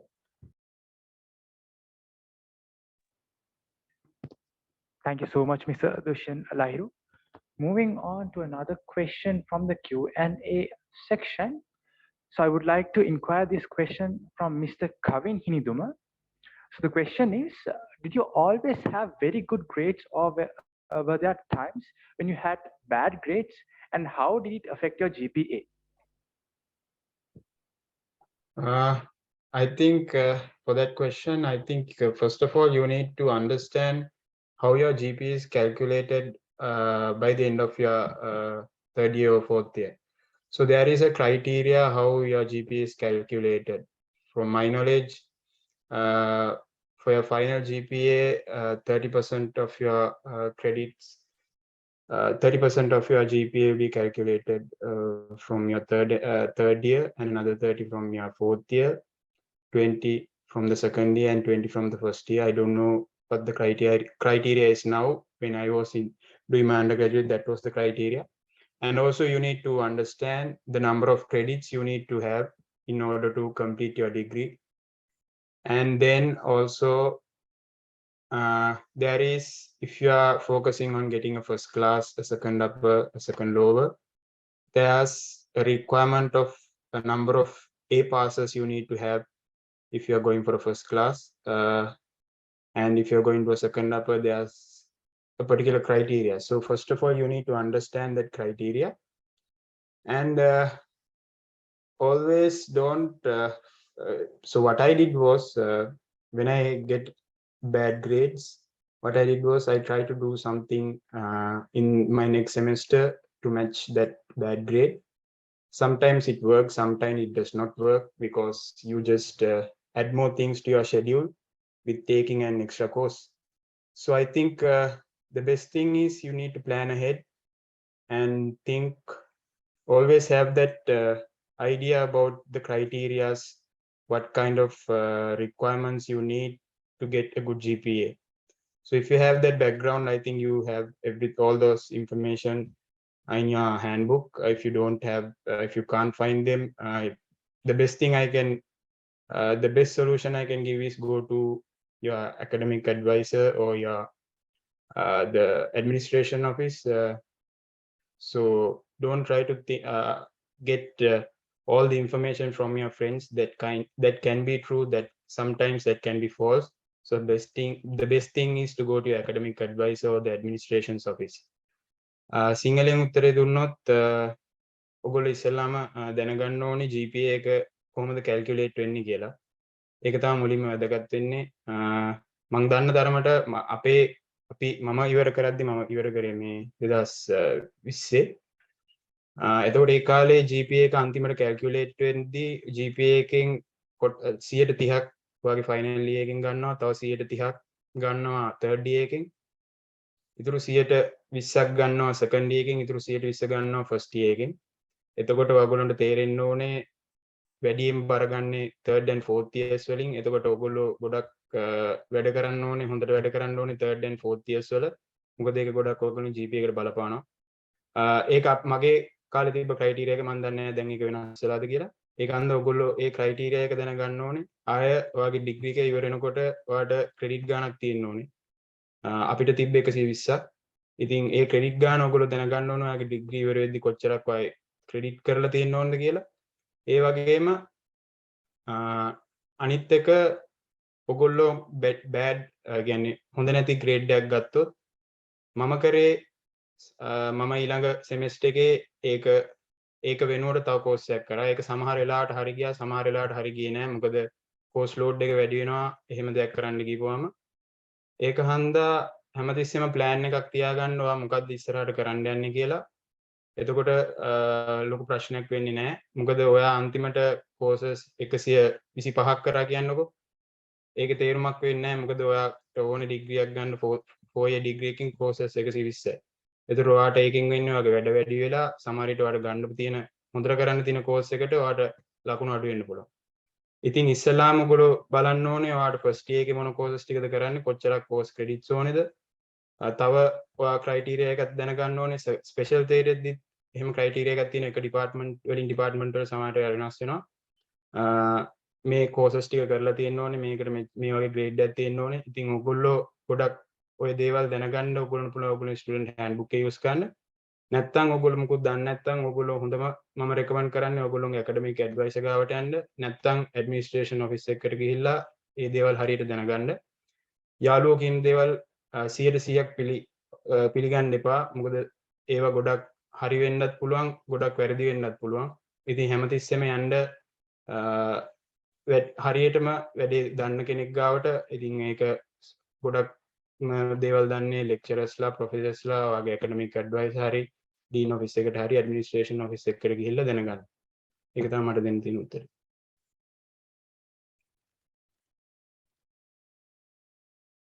Thank you very much, Mr. Kavin. There is another question from an attendee. The question is, what are the basic knowledge required in choosing computer science in 1000 level? This is directed to you, This is directed to you, Miss Rumali Pereira. Yeah, so actually the things that are taught in the first year, the 1000 level, they're actually taught from scratch. So like now when I was in my first year, I had some other background in computer science as well, but there were lots of my friends who did not have any background in computer science, and that was actually not an issue because even the basic things will be taught, but like the foundation of the course will be taught to you, but you have to do a lot of homework. You have to it's the university, it's not the school, so you have to find things out. You have to do the work that is given to you. So the basics will be taught, and I don't think it's going to be a big problem because everything will be taught to you from scratch. I think මම සිංහලෙන් කිව්වොත් ඔයගොල්ලෝ first year 1000 level එකේ ඉන්නකොට එහෙම computer science වලට කලින් ලොකු background එකක් එහෙම තියෙන්න ඕනේ කියලා මම හිතන්නේ නැහැ. මට නම් ඇත්තටම තිබුණා. මොකද මම තව degree එකකුත් කර හිටපු නිසා. ඒ වුණාට මම ගොඩක් යාළුවන්ට එහෙම background එකක් තිබුණ නැහැ. ඊට ඒගොල්ලොත් අන්තිමට first classes අරගත්තා. ඒගොල්ලොත් special select වුණා. ඉතින් එහෙම ප්‍රශ්නයක් වුණ නැහැ. මොකද හැමදේම වගේ අලුතෙන් මොකක් හරි දෙයක් තියෙනවා. ඉතින් ඒක උගන්වනවා සාමාන්‍යයෙන්. හැබැයි ඕගොල්ලෝ ගෙදර ගිහින් ඒවා ආයෙ හොයලා බලන එක. ඉතින් ඒවා ඕගොල්ලන්ගේ වැඩක්. හැබැයි ගොඩක් දේවල් මුලින්දම උගන්වනවා. ඉතින් ඒවා ඒ නිසා එහෙම ලොකු ප්‍රශ්නයක් වෙන්නේ නැහැ first year එකේදී. Thank you so much, Miss Rumali Pereira. Due to time constraints, I think we will have to move to the last question of the today's session. So I would like to inquire this question from Miss Kumudu.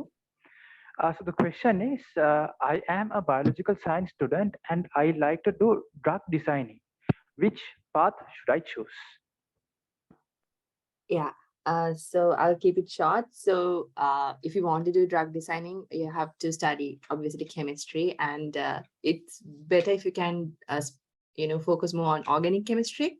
And when you go to your 4th year, you will start your own research, right? So then it's better if you can choose organic chemistry research, so you have that experience.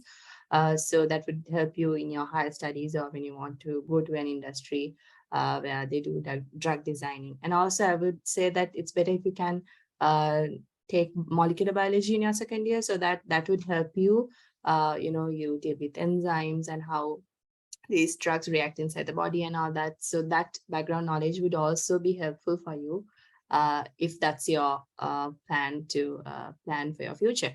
So සිංහලෙන් කිව්වොත් drug designing කරන නම් organic chemistry ගොඩක් focus කරලා කරොත් හොඳයි. එතකොට ඔයාලට හතරවෙනි අවුරුද්දේ research එකක් කරනවා. එතකොට ඒකත් ඔයාලට organic chemistry වලින් කරන්න උත්සාහ කරන්න. ඒ ලබා ගන්න අත්දැකීම ගොඩක් උදව් වෙනවා. එතකොට ඉස්සරහට ඔයාලට ප්‍රැක්ටිකල් වැඩ කරද්දී ඒ වගේම මොලිකියුලර් බයොලොජි සබ්ජෙක්ට් එකක් විදිහට ගන්න පුළුවන් නම් දෙවෙනි අවුරුද්දේ ඒක කරන්න. මොකද ඒක ගොඩක් උදව් වේ කට්ටියට මේ අවබෝධයක් ගන්න මේ ඩ්‍රග් ඩිසයිනින් ගැන සහ කොහොමද ඒක අපේ ඇඟ ඇතුලේ වැඩ කරන්නේ ඒ දේවල් ගැන. ඒක තමයි මට දෙන්න තියෙන උත්තරේ. Thank you so much, Ms. Kumudurana Singh. So we have some amount of questions left, but due to time constraints, we won't be able to answer everything. Please note that these questions will be surely answered in the upcoming forums. So now I would like to invite Ms. Asini to give away the vote of thanks. Thank you, Prem. On behalf of the S20 batch and the Student Academic Advisory Committee, I wish to extend my sincere gratitude to all the resource persons who attended today's panel discussion. We are indeed grateful for you all for taking your valuable time to educate us. Dear Ms. Rumali Pereira, Mr. Kavin Hiniduma, Mr. Dushan Lahiru, Ms. Kumudurana Singh, Mr. Tarosh Rajaratna, and Mr. Parakrama Disanayaka. Today, we had an opportunity to hear your success stories, and those will surely guide us in all our future endeavors. Your experiences will prepare us for most of the challenges that we may face during our undergraduate life. I am sure that you all have become role models for many of the students who listen to the panel discussion. Thank you once again from the bottom of our hearts for all the wise advices you shared with us. And also, we would like to wish you all the very best in your future endeavors.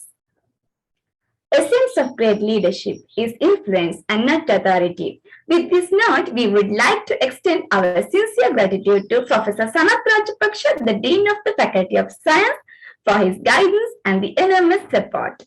Last, but not by any means least, on behalf of the organizing committee, I would like to thank everyone who joined today.